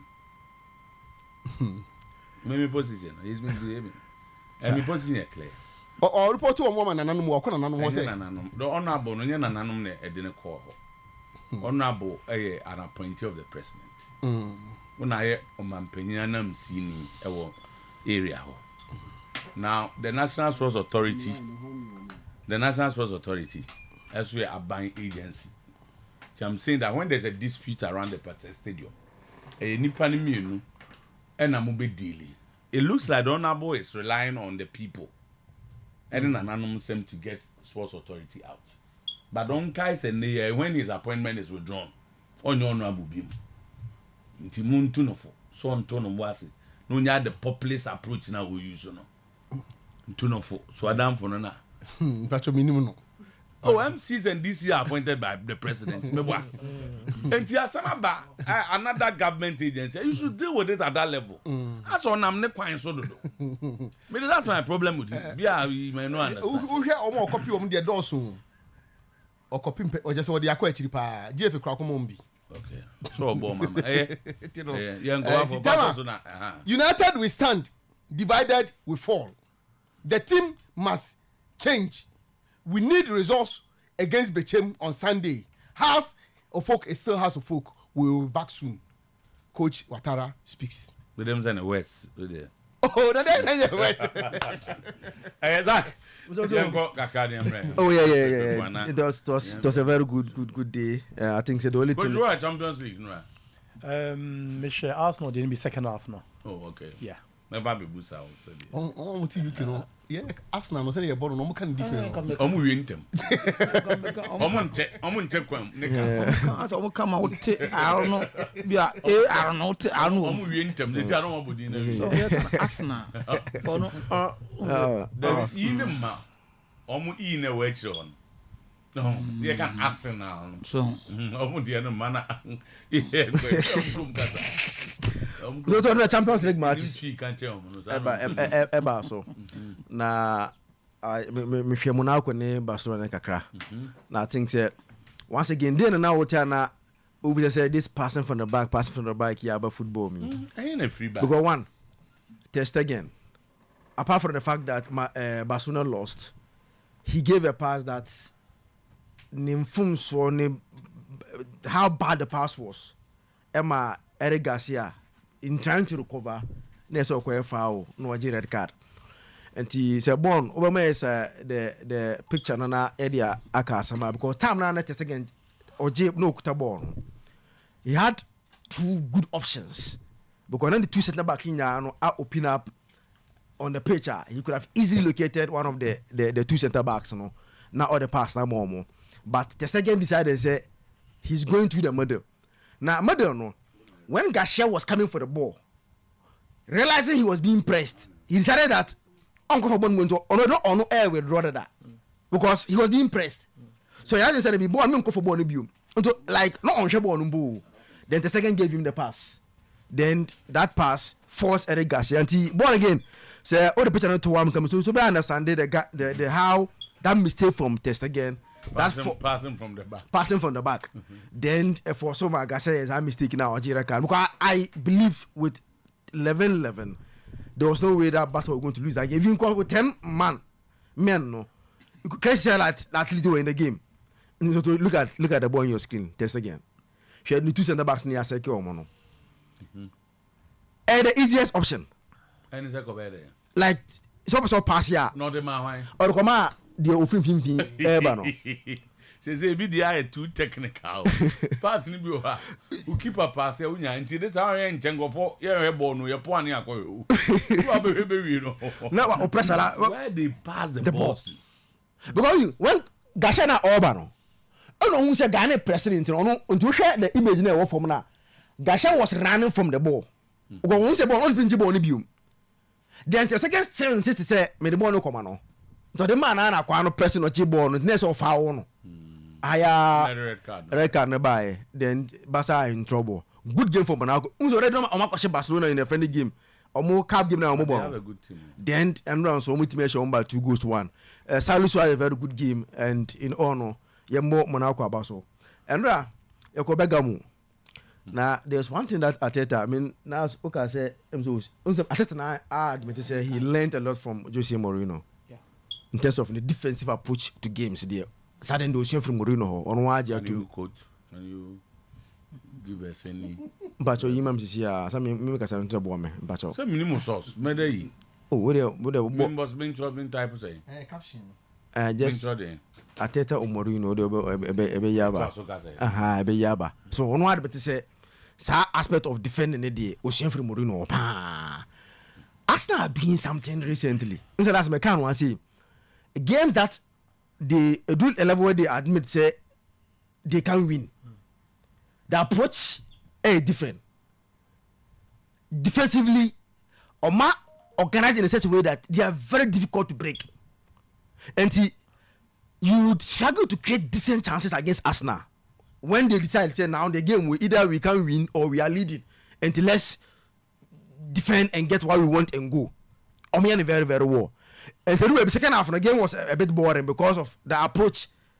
Because it was nice that said maybe a game to do no. Atlanta are back in the game, so the only thing we can do is that let's manage the game, get the results done, and we are gone. And don't take the camera. I admitted, say do baby no, a lot of 40 passes. How do we lose in the games or more lose possession no? Now and more. And David Raya was the hero for the ninth. And then the first save, but the second one, the whole thing about the situation, because how goalkeepers, how was able to get up. Keep it a brain, of course, for him to come back. But how Raya was able to react and come, and the man save when because it was almost done. Was recently, Atlanta Moya stubborn. So last year, no Liverpool, Anfield, and I'm Kobodo, Mukrumo. I love to show more. Liverpool show 1-0. I'm a share 3, and Liverpool show 1. Before now, the Hagen Sudan United Aquashow Montepodia and then Nancy and Yabia, not the Hagen Sudan Aquashow more, Begamo, Kaidaro now do Dino. A hand and Podia. Omri Chumake, I say, when I answer America. Oh, let me tell you, I say, I'm going to win. So the Aquashow more Begamo. So it's a very good deal. Mamuto, boy, my messa, a Namifania last in a David Raya. So why should this is in the contribution? M2 say team do sa level where there's a problem. If you look at David Raya, when the Champions League won, can we just the Premier League? So far, in terms of saves, he is third. In terms of why more saves, keepers on my saves in the Premier League, not also third. So what I say, as I say, he's facing a lot of shots, and he's making a lot of saves. And team do sa stage where we don't express. Oh, they would have been a team of good goalkeeper. A bad team. No, not. Go at time and go for a records. Only you say, Courtois, and you say, as I go keep by the Koyebi, just said there's a problem with the team. Oh, and you know, you saves, no. It's just a Minka says a problem with the team, but they are facing a lot of shots. Right. So, and when team do sa stage we, now you are allowing, and the entire band is say, now the how Arteta is approaching games, because it seems also, if he wants to win the Champions League, he wants to win the Premier League, as Arsenal wants to do now. Your goalkeeper should make saves. You need a good goalkeeper. And then you'll be a team. You need a very good goalkeeper. But the approach, teams now edges our trophies, and okay, and you wanna road the catcher say more attitude and the trophy. Because you want team are first and second only bubble. I saw question now what the trophy no. There now you are Obion say you are better than him. Okay, I'm not going to defend the do we are no Ujuani. And they say, Arsenal, this mentality 2020 league that. So okay. But if you are any team, you go to Etihad and pick a point, you would have achieved a lot. No, but the road did your train. No, but a game that. But no, Obiako Hobi. We can't wait there. I'm saying Arsenal knew their strengths for that game, no, and they knew said Diana. City are better than them, and naturally sometimes when we be crazy, you know, some nipa way there when you be as chairman. It's I think that approach was to go and try and get the point that they did. So when you play from the back, especially when you want to play a City way of they play now, you need good goalkeepers because you take a lot more risks. It's at the back, and by all means, because when you've got a good team, I'm press it really high and press really hard, aggressively. And sometimes you take these risks. You need a keeper that can be a keeper, but at the same time, not as a centre back. I want to be play game from the back amount. No, be like a like an extra man in a game. Until there's a key to kind of or you're right, but terms of Arsenal winning there around that time. I mean, City was better, and them psychologically they lost the game before they even started. Champions, you know, like second half now. What was wrong with Arsenal? We say since Odegaard prior, Arsenal are finding different approaches towards every game. No, actually, I want to say Arsenal were near being able to control possession, being able to keep the ball as much as you can. But with, Odegaard or more, we team short to 2 or 3 players. And as we speak, so we're Arsenal team now, I don't know how many ball carriers or more, apart from maybe Martinelli, but no Crano. He's not really like a number 10 and that's a number 8 or to major ball creative chances rather than playing on a wing. It is what I feel says the next 5-6 games, and I say if Arsenal don't find a player and I say someone that they can get him to carry the ball better, they'll struggle. Because already Saka you be out on your left footed that or can be brave. Say Wajibo, what shorty players, and I say he always won that 1-2 pass and no no Genoa. Into with Odegaard not being there, no. Someone I feel said they can use him here, Reece Nelson, if he's still there. Good player on the ball. Oko Fulham. On the Fulham. I'm not going Fulham, so but no, Reece Nelson is also in Fulham now. I really feel exactly. Until for the next 5-6 games in India, say Odegaard and Madia Arsenal, no. To even get points, especially playing against City on Saturday and as a Sunday, they'll struggle. I really feel so. Okay. Right, you.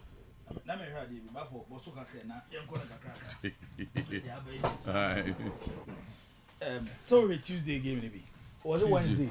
Which of them? Internet City no. And I heard no again. Okay. Boy na my teams ni no subs. Arsenal o man no bench. City o man no bench. Na ya heard bi. No, Arsenal a lot of injuries in the NFL. Oh, Dodo say Mikel Merino. Yeah. And Odegaard. Why be? Why be? Oh. No, a lot of them are now. Okay, I'm on Calafiero. I'm on Calafiero by later. Yeah. Trossard by. And Arsenal made 4 changes and now we should buy a jogging hole. Okay. And I think it's left with 1. And 2 key. The time guys answer Merino Wednesday game no. On the time I did screen got 2 City bench one. Who Gondwan. Who Kyle Walker. Who John Stones. On the quality of players there. Who feel Foden, who later on by Mobeyi Kevin De Bruyne. These are players are virtually almost the top teams in the Premier League they will start. But City bought almost crucial Champions League game they were on the bench. It's the only teams there competing for a league title. So it makes it difficult. It makes it very, very difficult. Now me who Arsenal bench injuries. But you need to sacrifice some of the competitions. Now more concentration go Premier League. If only you want to compete City for the Premier League title. No other numbers over injuries now. Injuries in the players do say. That is where my worry is. So when two say Merino na Odegaard over. Omo mbeka bench no. Ebeye omo ba. Merino no monya find position man no. Oh, assuming Senka he was going to do the Odegaard job. No, he cannot do it. No, if Odegaard is not there, if you listen to Arteta, why he brought it, that he fits into the 10-8-6. No, depending on the way he wants to play. And that's why Odegaard need replacement in the team. You care about game control, how Arsenal control games. You need specific players. How much they and the team, and only there Odegaard the Arsenal team no. So to them, say.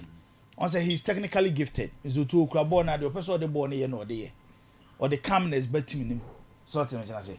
Mikel Merino is a different player. Merino bas na team him no be ball or be replace Odegaard. Arsenal be bought said the born and run. Because it doesn't give full control when Arsenal person more control game no. So what I say. To what I'm trying to say is say yes, this is national target is to win the Premier League. If so, then they need to sacrifice some of the competitions and concentrate on the Premier League. Come here, City bench on Wednesday, me house na dey na. Be ma boda, asem ti.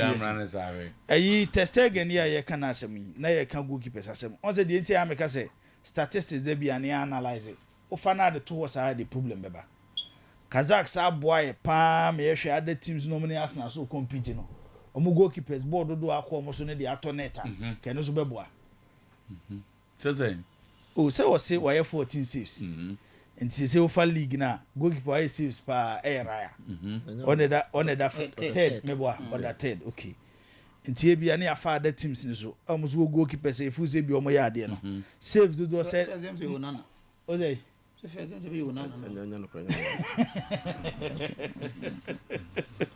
Ebia me do this is in that number of saves on my sort the mention say number of saves on my Ebia 14 year can say Ebia ye saves away no we so be closer to Ebia Arsenal even on the Premier League log Ebia the goalkeeper kwa Ebia 32 shots na akọ no so do to Ebia mobile 22 at on it sort the mention say eti every good side will need a good goalkeeper. Barcelona, one of their problems recently, Ter Stegen, but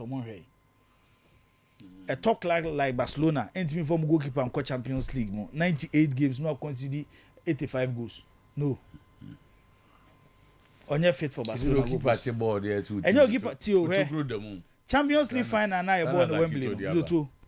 People talk about Vinicius, Ebi and go be or share. But the Omar Madrid stay with game in was Thibaut Courtois. Yes. In big games, you need your goalkeeper. In big games, you need your goalkeeper at a point to save you. In big games, Victor Valdes and a man for Canazim. Oh, they check that. My member example, so game here, Kachesi supporters, he could referee. Omone Barcelona, yes, even that game, our Chelsea supporters complaining say Robbie Omono.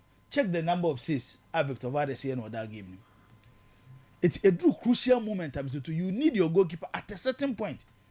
So my team next stay in the game. But so goalkeeper, a top club like Barcelona. Now so to 98 Champions League games. Now goalkeeper be consider 85. No. When your goalkeeper bet me renew top level competitions. And that mistake now here no. Clearly it define myself now American. Was that mistake was the detail in the pass. It wasn't the fat set pass wasn't on. Was it he tried to break the line? It's not Zakito said 2 centre backs in the whole you free. I don't know why I'm more. But he doesn't break in a line. It's not so break his line. It's not a bear anchor or no pass him out midfielder now. Midfielder and beat him as a centre back, maybe on a long. So now the detail of breaking line. So they might have fun on breaking line. No. Sometimes you know. Anytime because playing from the back, you take a lot of risks. Okay, yeah. So now that's why you need Google. Yes, that can pass and the detailing of the pass. It is a pass in the corner. Sorry, I'll pass it on to his left foot where one player and free back. It's in the safe side. Rather than can be a corner right foot in the quarter and then can be on normal ball. A call that side and the player and to press it that side. So maybe there must have been. If you are more, or more research, say the passes most of the time call that side, pressing that side in the end, or the Shadi. It was the other team, no, would then try to look at him from that angle. Yeah, and maybe I mistaken. Say no, have Barcelona team. Was it this former Manchester City boy? On and command the pass, no, they could do record, no. Eric Garcia. Also, no, na Hansi Flick born as the holding midfielder. Yeah, he's not the Sergio Busquets type of player. Those players have to say a pass a ball and a ball neighbor. Before and son or better touch a ball, was scanning the area and will be a danger. Emergency situation being a never share. Until your goalkeeper, Mr. Nasa player is your holding midfielder, which a Barcelona second point. Or calculate 2 passes. And so calculate your money in a Tina make us say by testing no or that breaking line breaking there, they are some about. And say someone who for a pressing. And no break it from the middle now, and my build up near easier. It's what middle maybe an numbers. What they can't change when they are Ujina Falcon. And say, I know what's the sign. And why when there's problem, and City does it better than anybody. Someone here convinced that they will not move the ball. And number one will try among themselves until Ubu also so quiet space, no one say now they are back. Anyway, Tinina, say Bianca Passy, Ebia Road in your mana. Kebi and confess a problem now, man. So them each say it's Nina players are no mobile. You should know their strength, Mr. To the qualities of more by need their weakness. It's a test again, and maybe a problem one. Remember what the senior the year but say there is not an Odegaard in any team. No, that is not true. Arsenal and any Odegaard replacement, but in other teams it will be more. The best say teams have played and won without the Odegaard type. And yet the Odegaard type to win matches. It's based on a particular style, how you want to play. So to say, okay, European Championship, no. Now make us a pressure no they cost out games, no. It's not right because you don't expect the English national team to play like Manchester City. It's not possible. Based on players na City war and what players na offer. Any players are England war, enemies to the mobile offer. Say England a ball. Not Declan Rice any holding midfielder. You don't expect Declan Rice to function like Rodri. No, it's not possible. So the match I say, it's Odegaard that some year can. They say Arsenal team away, and you don't blame Arsenal because sometimes this is a player. So we checking injury record. On 10 of you can be 2-3 months, 1 month be an answer either. A 2-year coach because he's also young, no. What do we shame him because on temper? So to the match and see. It is senior other teams would guard, but Arsenal and Amunya. One thing I see. Oh, send you are the by the clear. You see, senior ones say Arsenal can change the way they play and win games because Odegaard knew. No, it would be very difficult, and I'll tell you why. Yes, that's really my understanding of the tech. Yeah. Once they talk, I tell you, now me can't manage. Other coaches will try and put him in a game. Maybe Arteta wouldn't want to risk him because Arsenal team no they on any replacement. Maybe about too early. To say no game am koboyi. The strength of Atlanta and say virtually they go on 1v1. Atlanta they almost 20. Tino money by Leverkusen am zombe show man. We teams are normally Leverkusen in ebo ni they allow Leverkusen to play. And almost try say Leverkusen be a mistake to punish them. That is not Atlanta. Gasparini are building a side and say the two a 1-against-1. They be more pressing. Until Declan Rice, even in the Premier League, they don't see teams pressing Arsenal like the Atlanta. To know your mistakes. Yes. It's in such games now. What do you need? You need players. When it comes to the 1v1 situation, you're very good. The Arsenal, if still they sit deep, defend, try to hit the opponent on the breaker. Central for now started the pressure. Also said that is not Arteta. So almost say the city no. And Arsenal call Atlanta. Team last season of Europa League na kukunya draw. Any bad results. But based on standard they Arsenal set the man and how people see the Premier League. Say team Bia was standing a chance of winning the Premier League. No. Uko any venue in Europe. Aside Santiago Bernabeu, ABR, the historic San Siro, ABR Camp Nou, you have to win. All right. So what the match say? We watch a nice tactical game. Papa na Atlanta no, yen sheda mo na baso, but he has done an excellent job to the last 6-7 years.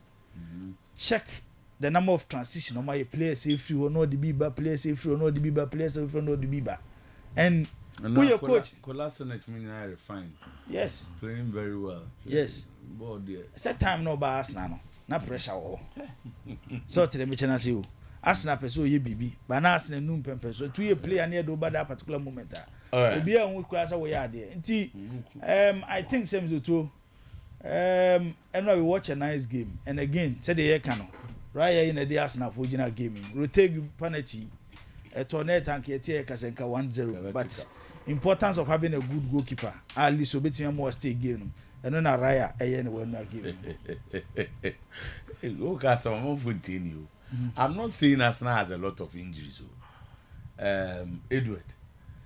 Or can't one no more benching right? And I make those who are not around. I'm not finding excuses for any injuries.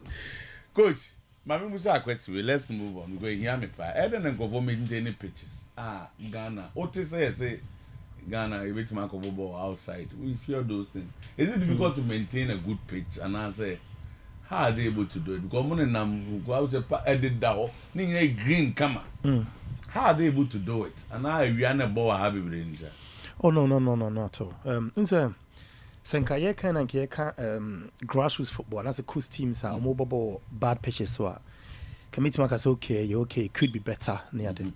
But when it gets to the fact that blasters have a ball, now blasters, I mean, you know, blasters of Ghana, have a ball, and that's a munya baby more footballer. Yana Kakra. I mean, Premier League clubs and also clearly shows that your pitches are able and really good. And sometimes Yana feels them say Yana Mashada.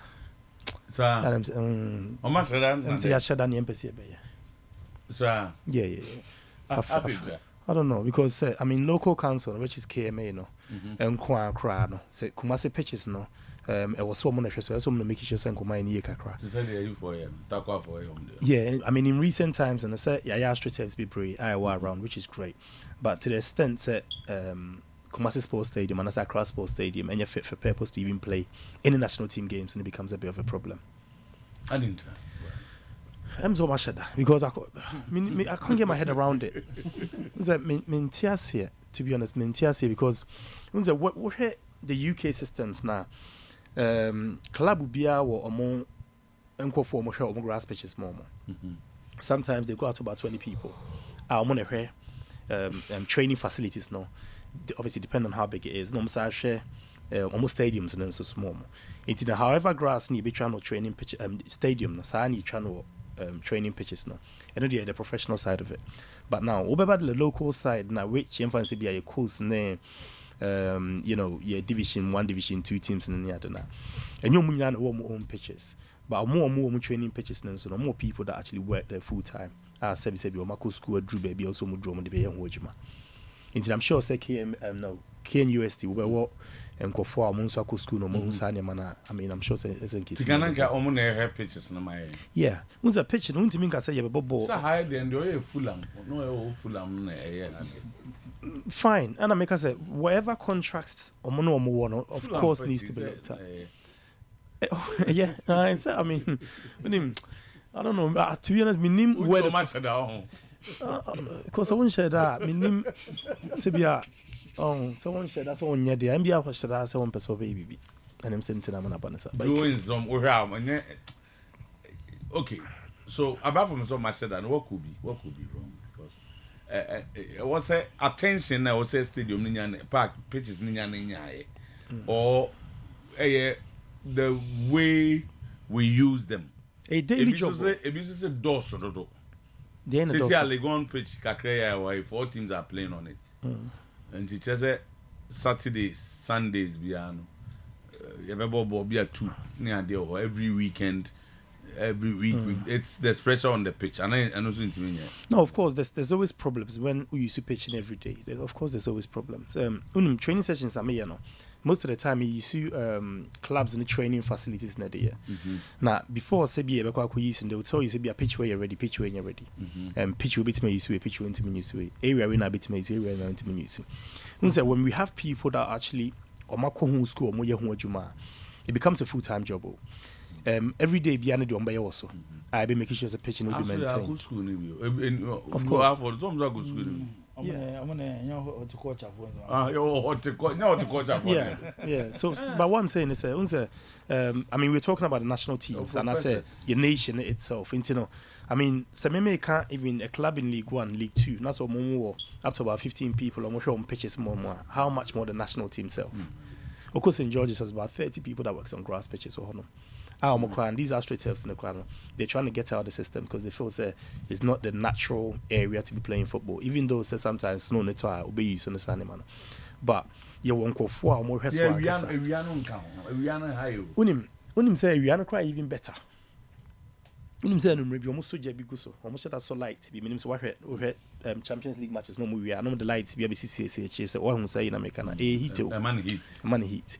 It's by all means no pitches in here heat at some point. I mean I'm not professional when it comes to grass pitches in Sunday man, but we are no possibly helps. Okay. But all I'm saying is see a channel every day, full-time people and Kasashen every day. I mean you can tell me say the whole of Ghana not pitch back see anywhere Dibiana you say Kafa Behe mama some kind of is it call universities na is what to coach and crana meye because oh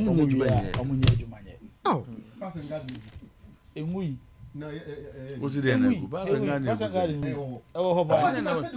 ekwan no mo ye na aka o ncheze egu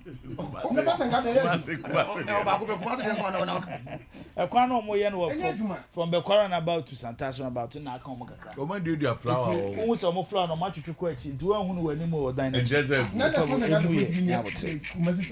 asema uda mo no manye asema Freddy kan kamzo to etia a stadium ya kofa asema ba ya obusa Freddy o say ofundo fu say ebo apayi ni nyina ya ban dia enkura iku school a to den ke wi a ke yemfa bi na yesi do mo he stadium so ni ntu amuka ye pese be ye baba yara sports stadium bi no to the last time ye say renovation bi no sika yesi ye de ko shem was around 21 million Ghana cedis anamboa yeah 21 and 2.1 million Ghana cedis 21 Timizo to they are fan for our permanent workers and their duty is to work on your pitches at the various national stadia. Udi Sikawi, Uda Busumi be a India Nipa could be a Kakrabia 4,000 Ghana cities. Intimate in here. A JBC Fredia Sanuze Boapayo. No, but FNA has to be involved as well. Unse omo hwe uditi o omo hwe the football association should be interested. They have to be interested. Hana asem si wo Ghana ye ka twen afifo be mo so mo de national stadium asem ne ho ahwa de enye o masem for the national stadium no enye o mo enye o masem de. Okay, so let's say sanka pram baby anka national teams ban on come training na pitch size you be trying and I say be Kumasi Sports Stadium, Accra Sports Stadium, pitch size is near trying to one. One say the same size as Nazinki trying to pram. So the be of course, yeah. It for instance say wherever now. And that size is now be tra. Now there are training sessions no Otuo the board be training sessions no. Ye name be an Nigeria Koba. Nigeria almost facility on be so much of mind. By all means no pitch size is be would be online. It is our pitch size in the bitra. That comes with how this is how we're going to attack. These are the areas you be defend there for. Say you need to make sure say limit as much as you can, especially in a game. I be my bit me related game not so much into related training sessions not so much into game na bakwa kobono. It's as a coach make one be a 10 by 1. Not say me call 10 by 3. By all means, there's more spaces now in between. That can affect our defender. It means that the detailing of the game, this is why I said so the FA has to be involved because you need to understand, say, it's a pitch, grass in your papa. For even a player to even execute a pass, well, who pass in the pass won't mean more because when we say, yeah, I'm maybe one, but the night was pitches in ya. I would say 2 months. Unse be tempted to say yes, one more muntimi. And I'm call ya. It will be to yes, omubo mukro mutimi but mobile muntimi money at. Unse in every sport, psychologically it affects you before you even get onto the pitch. And I say psychology needs to be built even before we get onto the pitch. And not building on the day and the week before the training session, the week before the game, accumulated into a built for possibly 6 months, 5 months, 1 month before games any other. Into this boss had these pitches in area. That's what the bar said what the bar Ghana and that's what the bar Africa saw the bar match. That's a pitch in ya. Or who pass in the pass one more. Because he's thinking so one here baby I'm an Abequakutia. It will truly be a crown so I know station rather than so freely now. Bit me true can maybe. Into factors that affects the blasters off the pitch more than what affects us on the pitch. And that's a big problem. Okay. Captain Menton Ghana. I'm only enjoying the show. More fast, yeah. Or manage my the technical and all aspect of the my who say etikru dia bro abro or the huge topic number. We have our universities, people do horticulture and what have you. We have our parks and gardens, but yet we cannot get one pitch to play on it.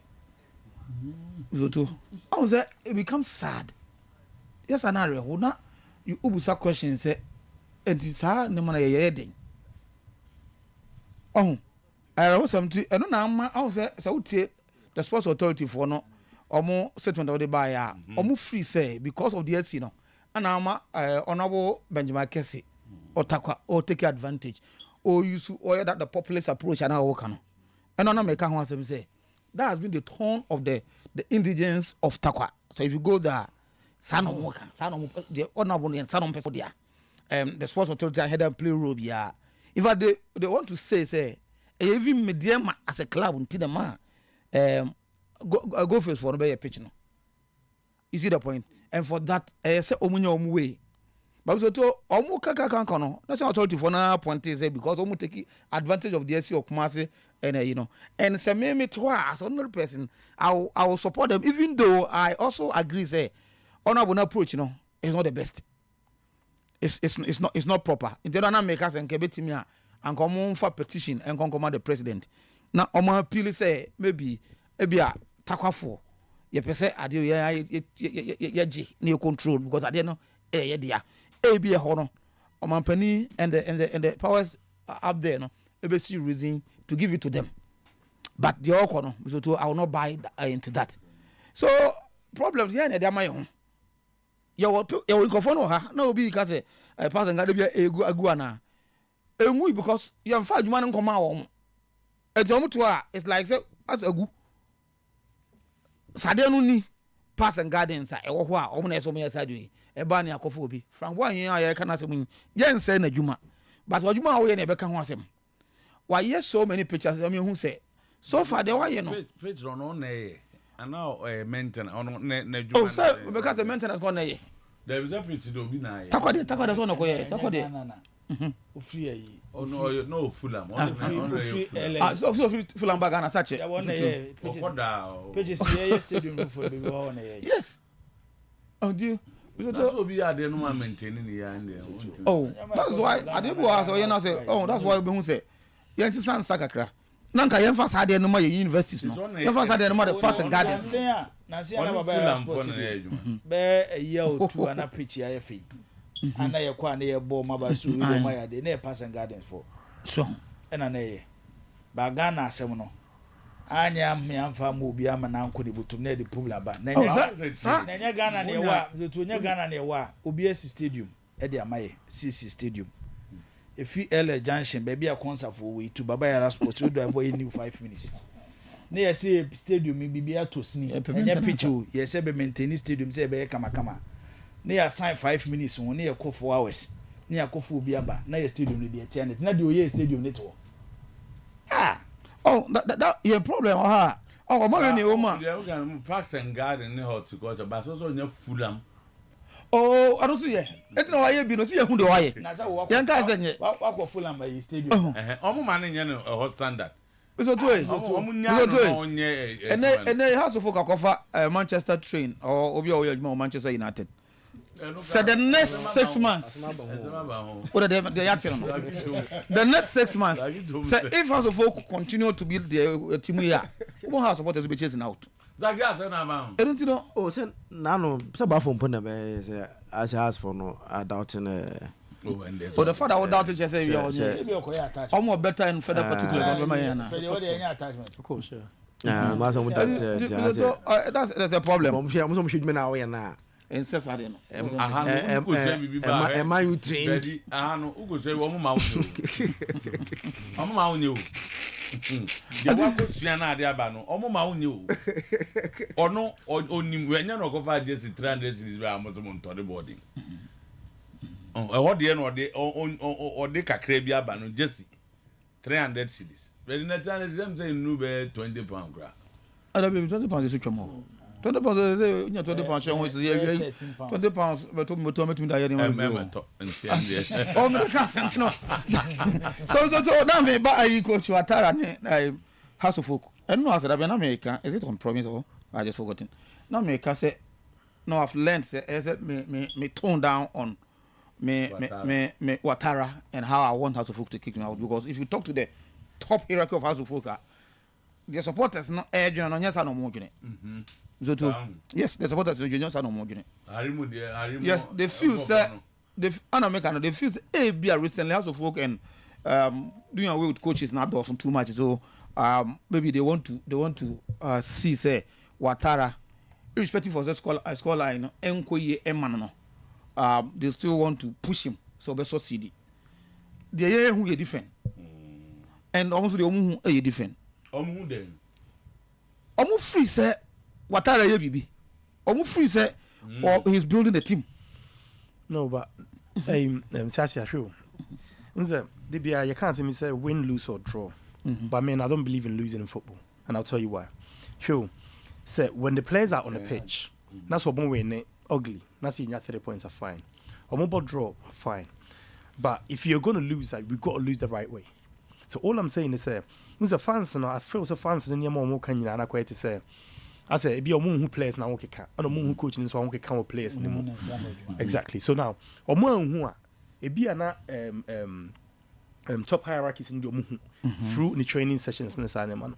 but also when your training sessions are not being translated into games then no fans no will have no choice but to start shouting and ranting and everything which is right listen football is made for the fans so Metia said me koye adwuma na fan bia nyina stadium one man okay then okay there football is made for the fans so when football is made for the fans we need to try and understand the fans and what they go through especially when they lose games so now say Togwemo hierarchies whatever mun nyina say the Watara you know okay the fans need to see the same Good. For instance, some come match nothing so lose sometimes and idea we be able to ball by maybe but be fine. But when they're not really seeing it and they keep losing games, of course they've got to be worried. Good. I think you know what the same wavelength. Mr. Otuo, that is my argument. That's my argument. What's that? The same wavelength. So where is your position? No, but the time me tone it down is the top hierarchy. No, some argument can say me but tone it down doesn't mean to imagine. Tio, me that I was on the east so. Nobody also you know what can I do? I can only tone down and watch things and see what happens because they feel say oh baby. And I mean my argument so we be as supporters who the same. Because football you know them. And I also who the same. What I say? Now some of them become a stance. Set tone down now or tone down. And then the submission in your no one team message. Me dear. Me stance and say. Me stance and say. Omun sake Watara. Me need the power to sack him. Every man I'm in charge. Every Watara and Kokoyache. But it takes any baby and as of me side, you know. But you talk to any panel, and they feel say, let's trem. So that's where I'm towing down. Say I will tone down on sack because they are not needing to. Shouldn't affect the way you see him. Yes. And you know maybe me a certain way. Rather than say because I have to follow step. To some extent, yes, because maybe say in football, consistency also helps. Coach will bear with me. Consistency also helps. So what stops the hierarchies not convincing all the fans?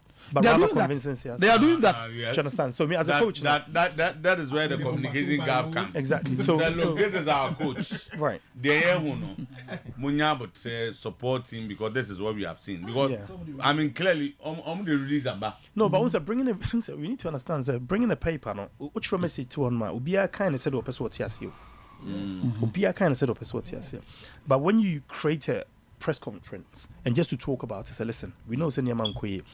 Let people ask questions, and these are the reasons. If you are Watara by, you know, maybe a player seen there or be 18 players caught. Say, you know, where we recruitments, crowd could do the same, give so him you speak for the coach, and even get the coach there as well. Get him to speak about his, you know, not necessarily his tactics, but how he's planning to build his team. And how far and where he feels that a short-term, medium, and long-term plan will be. And that's what you got to do. So into here, say we are fans a bit to one, my sebi. The only answer crowd was, okay, as more kind, you man a chance in had not man about to yem kakra. It's not best show. But they be an asset, young fella them run on one kind. Or can we an another day? You find your for boys and a coach, you might be answer as young coach. I think that is correct. Coach, well, it depends. I believe in projects. Game projects done, and so believe in the project that you want to do now. So now, club non so maybe found has to believe in your project and the club's project. I always say, sir, there's no way Barcelona be for Mourinho because Barcelona's way of playing never suits Mourinho anyway. So I'm saying, sir, before, sir, I mean, I then Bayern Munich for company who would have done that. But they believed in what he was doing at Burnley, even though he didn't have good enough players there compared to what he has at Bayern Munich. You know, they feel so it can be better. So all I'm saying is, you know, explaining things to the fans, and because football belongs to the fans, and we need to understand that from part of the world. Say, I say, maybe Biana, pam coach. But say, if you believe in the coach, you know, and then your fan is so on communicate that to the fans. There's nothing wrong with it. Zach, I'm listening to. Say the coach chicken. Ten Hag is a clear example. Ten Hag is a clear example of this discussion. The Ineos thinks Juma Ten Hag yana if given the time and all the materials available, he just need the right materials and because it's clear. The materials is only number. I'm saying this year I seen that. Ineos for the catchers or more coaches. No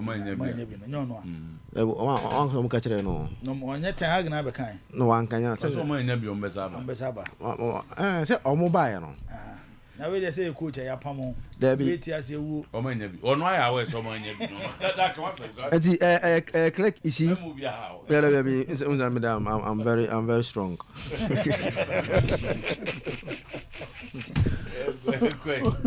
If you listen to the House of Folk here, I can know. Maybe they didn't go details with captain. Almost simple.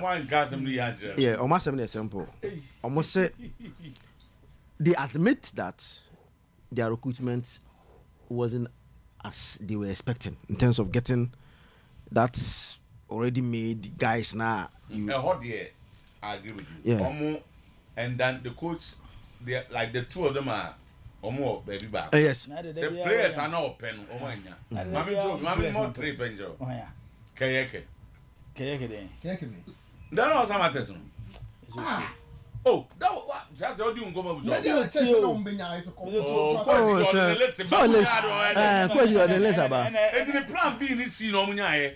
Say no. It's not Munya, but Kayeke. I'm going to boy be ball 11 or Mediama. Mediama, oh, Sule. I'm left back, Mediama. Sule. Oh, there's a Casadia. So now they think that they have to resort to observation, justifier, because most of the first guys are not here to take off as well as Romania. Now some players now no show lineup here.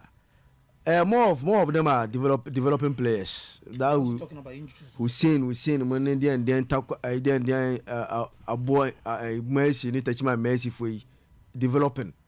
So more right back and left back here. Omode Abba Munya no say we say you be mistake. Elsewhere they bring in young players when teams are doing well. And then Basan Kofa la myself one MS started match. Oh, no, I feel back oh, exceptional quality. Yes, Man U, England the best in terms of bringing young players. Oh, Man U is the best. Apart from 92 for. Oh, they say now Man U is the best. Unkola die. Yeah, no, iba kwa beshim. Oh, 92 for. So, insanity but say question. Team no. More of new guys and adults for team anymore. And as a developing guys now, you have a problem. And they agree and accept baby they have to give the coach time to see whether he can get the best out of that guy. So come if you say a far or munya botana a far. Say no coach can.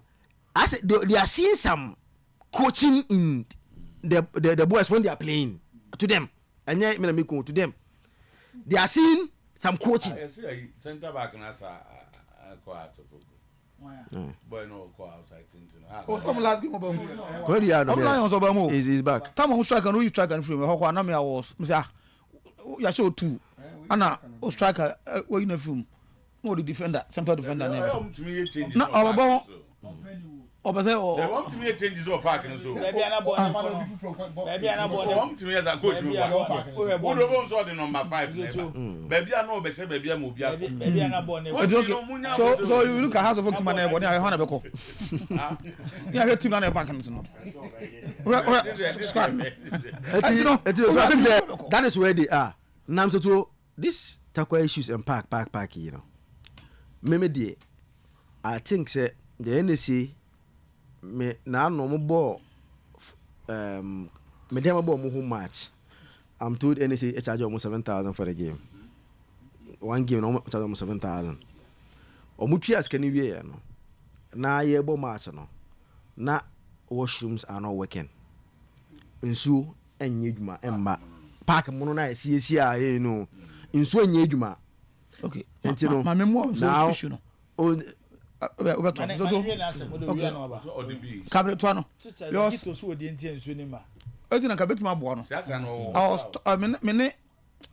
listened to Western Region, NSA boss or Western Region, and was saying he said no in Swasem or TNA no the only issue are now almost access to the national grid. What is water and sewage and attack on water and sewage a problem or no we have alternative yes no was it Also, we are alternative for your more building. The one building we are in, And I see the bomb now. Sprinkling water, no. Was it almost rushing a mammo? Park on Valley. That's when we are studying in. I got to be sick as well. Oh, so back ready. You say I own Valley. Then it's here go back. Okay, I know your question. That's a winner. But these are you see, and you see, going forward, maybe I may agree with you. Say maybe the MC approach, you know. But me on any day, I will agree. Say anything should not be allowed because you see, on more records of say yeah the papa or my say no. They have track record. Say at the papa of Chroma say you better park papa. No, I say no. Say ufa Tamal Pitch ya. I think say I know say Nkufona be o ma direct. Enye gana ni bia na ye. Omusi Nkufona Abofona be see na na. Omwana be ye grass no. It's one of the best in Ghana here. Ujira pitch no so say efuna ubobo so a. But you see here. Na nu ya amudu so good so have you seen the quality of the pitch? Yeah, in president. Tamale dia no. Na ya honorable reduce you. Say the team new call na Neru Kobo match up and down or Brenti or fund for the pitch to maintain. Yes, on one Diniska. Funding the maintenance of the pitch in here now is back to its best for Karele to come and use. Who pitcher now you admire the pitch keke. But anything for the stadium more put them office stadium there be a more pitch as a pitch no. We are say was young face come my enti be you do a stage where e o set NSC for mo de ye pomacho yes romo work yes no for mo kuma na akra no be adwuma maye na honye best na de we chichire ndie wo de nja emfa ma because see when chromopho no feel like say they have a responsibility to maintain and get the stadium at all to its best. The approach is different. Because they as a year and yeah boom by. Oh, yes, and you might be blue and go for a family and you with my arch or more. Now go fast. Oh, there be where the go for a bow rested you as there be said. Pacho, you might share one son, general manager. You might ask general manager. So you're come out. You're going to be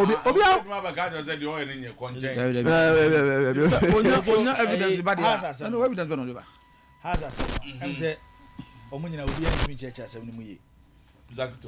Has penny for board no ebesi management technical team na watara da no and input supporters no omo nyina ntimi church asem no me problem o e obechichirim there be okay say yesi bomo chichi ofinsu ase e be ka jo say den chemewu a so jidi so no oni nipa wa kan okore pa has will play be Fen Hussein Mohammed ona kan has problem ni nyina na owie no se men na so na me they take decisions my house ko wie a ma fa pen na me de asisu we na me de massacre type mama watara sa tachima Messi no yenti Hussein Mohammed no zo wa chere has problem na ho no ono tachima Messi o Messi kakra me pesa me de manu colleagues ne say bia nyi free na dum say ya lose too much so dem fa ne say after na starting match unity and so nyonko ebo a fashion wadum say unsign so far as otibe chire die unsign e do what na be say obe observe game no so that so obe game ma na wo so abede obe sesa bibi kakra bi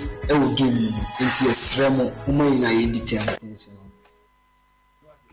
no they do angla o team ni unity ni obi ti bench no mo complain asem na no aka no the players no mu nkom ho watala lose control over the playing body eno ano no oh na asem okanya na da we ozi obi tinchan a o se wo tinchan ate o asem sa asem nsi a ye mfa nka asem sa asem nsi a ye mfa nka asem o ti hey mizoto obi ntimi nsore prekope e moni sire mu mfa asem nto so meka watara no on the oba mu se tie o se unity owie no a wo define unity no say wo ye player na ye do tena bench a no obi start a me ma ne nhye wutiri mu say e bia wo nya ade ntini ye do watena bench. So where does the coach come in? Na ayi who na the player tena bench nye coach say ayi nipa no suban na nti e kire say coach ni kura ni control players ni so odo bi te bench kura na bu of Capello any conclusion that is the truth Mr. Otuo-Acheampong coach is it Mr. Otuo-Acheampong Mr. Otuo-Acheampong Oyerepa sports team ona host to program no okay na bia siase kasa na Zakito amuna nanim Debbie meba say you want the best from your panel yeah nti e was said yes or bring the best out from your panel at the same time you know so your panel no so full say ebia how you are using them no yeah eventually e be affect you adwuma na wo ye nti resource na open you not get it. I agree with you but advantage boy ask some more kind there the coach may not even be aware of omo tinchen oh yeah way na set typical example ni ampadu dey typical example ni ampadu dey at the when TDC a striker last season share 30 goals ya omo yi ni free man manager bu ofu say kebede na manager bu ofu say coach na mana money position na e bie second window no be gina committee foforo what can say house for say owo arora so no no boss no bo na we obi bo ho no abebo position foforo na oda shego na share 30 goals o say me yi na free what the position na we go ase we what be that enti abrante na efe ni say Hussein Mohammed no say how supporters person mu problem wo team ni ma Hussein na be kire o say unity ni team ni I think a point you kakra wo Hussein results no ba unse share Heart of Lions game ya na wo kan e ye hu no de kuna do ya don ba mu no because time Heart of Lions share second goal no pressure na e ba no say watara ye mistake o je 4 o ye mistake sa Sunday no upon do ko beje 4 eti enti eso so me chef go as pass na ko fon sanji be fa ni mo ana se me hwe ni na so bona me enti no hwe o hwe se de nyoma esi ko na eso prevent goals no enti 2 na e okay because no lose control enti abrante we there no Bobby we no Obobi okay obo onye Messi no last game was Saturday ta bench onimbo nya ni obodo obi unimba ere me kada to aso be ma meka ogun ne supporters na butre bi ese ni nyina so obi kam obi a ofe ma pa na we na ko ba sa yo sa ko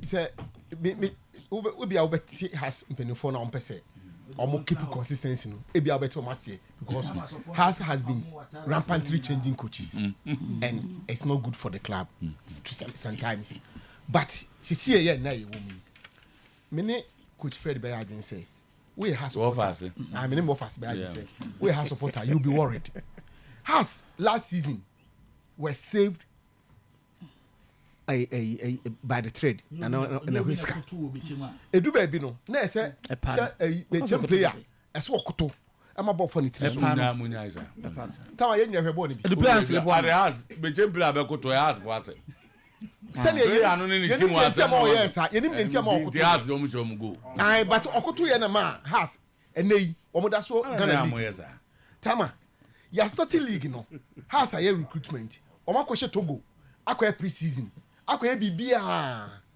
has nitia ye wonya fair fencing draw and as a fixture and the first opening match Basake from Basake no nyade omo fi division 1 ne buy omo coach kwa omo point in 2 weeks ana o de call and crying ewo Accra Sports Stadium 5 minutes pa Basake about him hasibetio yapon tama we ha supporter ubeti matena ho say enko ye ma wo yo enya hwe ye beko pando yenko pando na ne say no ma hwe egu a na je wo hu hihye pua eni pando yakwa kodu pando ye fi ase na ye de boy ye gina mu pepa na eba afa edu baby no na Heart of Lion foi o mo se nyina egu house foi so house gi ohumi ohumi ne homete ai stra na she ai stra na sa she tama within 2 minutes na Heart of Lions abom yenu atum afa de na coach ye say yo say Hamza Betrase Kuradu Besham we bra tama you look at the coach and you don't see baby awoko. We are supporter and people bet imagine but the supporters will find difficult to say it was say the bianco send the corner they will talk and yes and for someone the power to appoint and to sack but supporter there obekasa tama kosiada ewo Legon Stadium watara wopo wompo esese wo hye wansha on survival suppose you answer the question o wansha tama enna omuko yeka omka che na no na omni ko hye omka se nko mo elevate no ye hu say for be 20 years won coach ye we technical director aha no kan sa che coach entika ye elevate na ke enko fa coach a obeye coaching no obeye dade na friend coaching no because tama coaching wa hey mun educate me. I think the coaching aspect a bit different from being the technical director. The obey coaching no say we are ball no ball type formation tactics or park no so no ya go for bi na no say o say there be one penny so coaching chire mu defense no so o say there be one penny e no ma ja no enti kwesi ada de tama coach Watara 3 points in Wajama House of Folk only choice okay Mesrewa we dey me am offer sibi me ba ne wo ha ma adwene pa afi akrama agi bon ene birthday ya o ma me oba pass one so every no happy birthday a o to odo no pa sina mba to me ba ayi bon we my mako na okay o se friends na we dey free ayo Pelican me wa Pelican administrator Agnes na yale yati okay o techima we free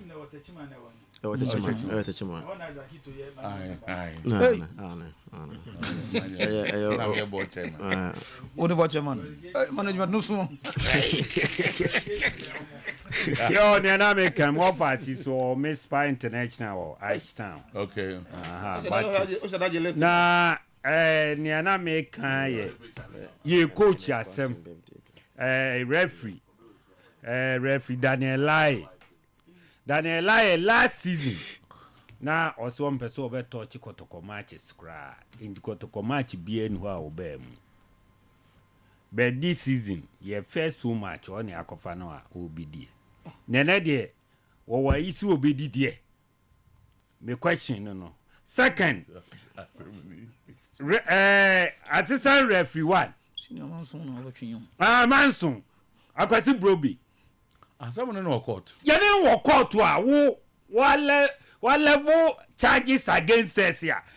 Even back will be there, I think it's. No, the supporters are it's Kotoko supporters. Yes. They are in court. Honorable. I go see a madam for we don't or no turn it down to be a boy. And so you will free me. Didn't know what level cases against us. Now what's our handle here, Mike? On the one level we are against you. When was he a bono? I say or no into court no we are near. But at this Obiamo was a book. Now they say I don't question Lencren or Bawa. Only judge to interest. Now be a day. Obiano woman so chain. Me bora se wa mani. Yes, I bought out no one kawa or fairness. Lady and Emfa. But I will be caught no maybe you. Oh, Nano about. And Nano or Mayo. Messi Nano about near Pamono. Most of what is on there be on also better testify. And the Mr. Jeff for ne referee appointing committee for ne mo amuka bi ewumu yesremo yese aboanu nyawo no wonka wa o mfe ne senchiro okay yempe manso sem yempe se obeye na bi kro obi na mba bi na ne nan etimi twabo na akobo no ze kotokofo edebo abebo me nipa na etimi twabo za twa da bia e ba no obo ase kan be koyin sisi man be ba no wo they can't say ba no mo be na dey ya be question tete bi ba na onu anipa boni ni esa akokase se ni se ya na e bandi obo ase nso ani e fai ni ase ese eken hemfa na ni e fa yempene to yempene no yempene yi yesempenimfo no ene ni kire ye omo nsesa no kwasi brobe die na na ba ko akwasi brobe na Daniel Lai to yanwiem ye nto ka say last season only a match pass wa membi na ve this season there why na adwene so obeye no oboase o yempe manso obi adaroma eno ame ba bi edi eti ko twere na so mo beye ma no so boye ne in fact yen kase puduo nse okay na chinkwa de ebewedwo yɛsrɛ mpanimfoɔ na ɔmo ma ne yɛnsa afei yɛbases ne nyinaa yɛ ready wɔn a yɛbɛkɔ bie no a yɛbɛsrɛ yɛpɛ sɛ yɛkɔ penti ɔbo ase red nti supporters wɔ biara wote fie biara mɛnyɛ wadwene sɛ ɛda kwasi ada wotena fie ame akɔ aba na wabɛbu sɛ yɛsɛ yɛ sɛnsɛn na park no so yɛ den yɛn nyinaa yɛnkɔ ne yɛnkɔhwɛ ne yɛbɛsie yɛmfa mmume nkɔtaa yɛn nkwalaa no akyi na ɔmu ntumi nkɔ nkoden na ɔmo mfa nimonyam ɛfɛ ɛsɛ fata ɛmfa nhyɛ yɛ afono mu ma meda se coach yɛwie no mankɔ me second topic about talent development ne adeɛ menyɛ sɛ sɛ wokɔ ano no we may need to meet again na yɛahwɛ deɛ na yɛ based on discuss yɛmfa nsɔre so because our time is almost up coach ɔmusa coach asɛm baako sɛ at what point should a coach be blamed? Because official and say he's developing something. Supporters who be before players to bench, some are not happy. The coach thinks some on him. Me, I was spoken to one of the technical guys at Hartford. Almost in China, almost feel it big that they should play. No, almost last season. Almost for them to demand starting lineup. The coach want to build something. It's not bench and I'm both. Yeah, sometimes no. I always say, especially in Ghana, no. Coaches here, a juma be any coaches a juma. Unza Sometymer in a player liaison officers na kaise beye, where if there is a problem on the pitch and sometimes problem on the bench na a omone so motion bibia. Unza coaches na most coaches no almost selection by how people train the week before game na. For instance, omo demand some person omo boni because omo training sessions and hasn't been really good. If you omo training on a second gear, third gear, they're not training fully as coach in the person omo training. It is sometimes so our selection that's what the players for Froba na before. That's where the player liaison officers comes in to make sure say listen, sa player we penwa ha. Mon fan international for now, mon be binche no yes be the main. To before say assemble escalate and ke be out no kra no. No mo na kasada da. Yes, no mo na kasada na mo say listen. This is what the coach have said. Me will be to I say me training you because no, you're not trained as much as you should. And sometimes be our body language crying. But who's a nina be a coach said you more Ghana ha. And that can be a problem. It's a sign when it's Misha Sani man so kakra. And my coach said you man so easier. And for me, you know, so coach make these decisions, say be a player winners or now players or now professionally, you'd have to accept it. And sometimes you can even go to the coach and ask him to listen. I didn't think be all the meeting. I didn't meet him here to make the team better, and that's what we should all do. Good. Shazia, what is it? No, up there. He's up there. He's doing a great job. Is that case or do be call? And I'll buy a Kramami Tony. Who's a ton number from? Or do be call do I call in a mukakra? Are you good? You're good. Yes, that is our discussion, not it. And obey. Overcomes and count obey into no. Oh, sir. Put the finishing touches. And squatting. And ne brother back. But you did two and squatting. Okay. Defend Mr. Oriel and squatting junior. Okay. Or Panko and they will do 1 year. And squatting say, you're wishing up. Yeah, yes, you 4 o'clock. Highway and highway 102.7. And to sanity, okay.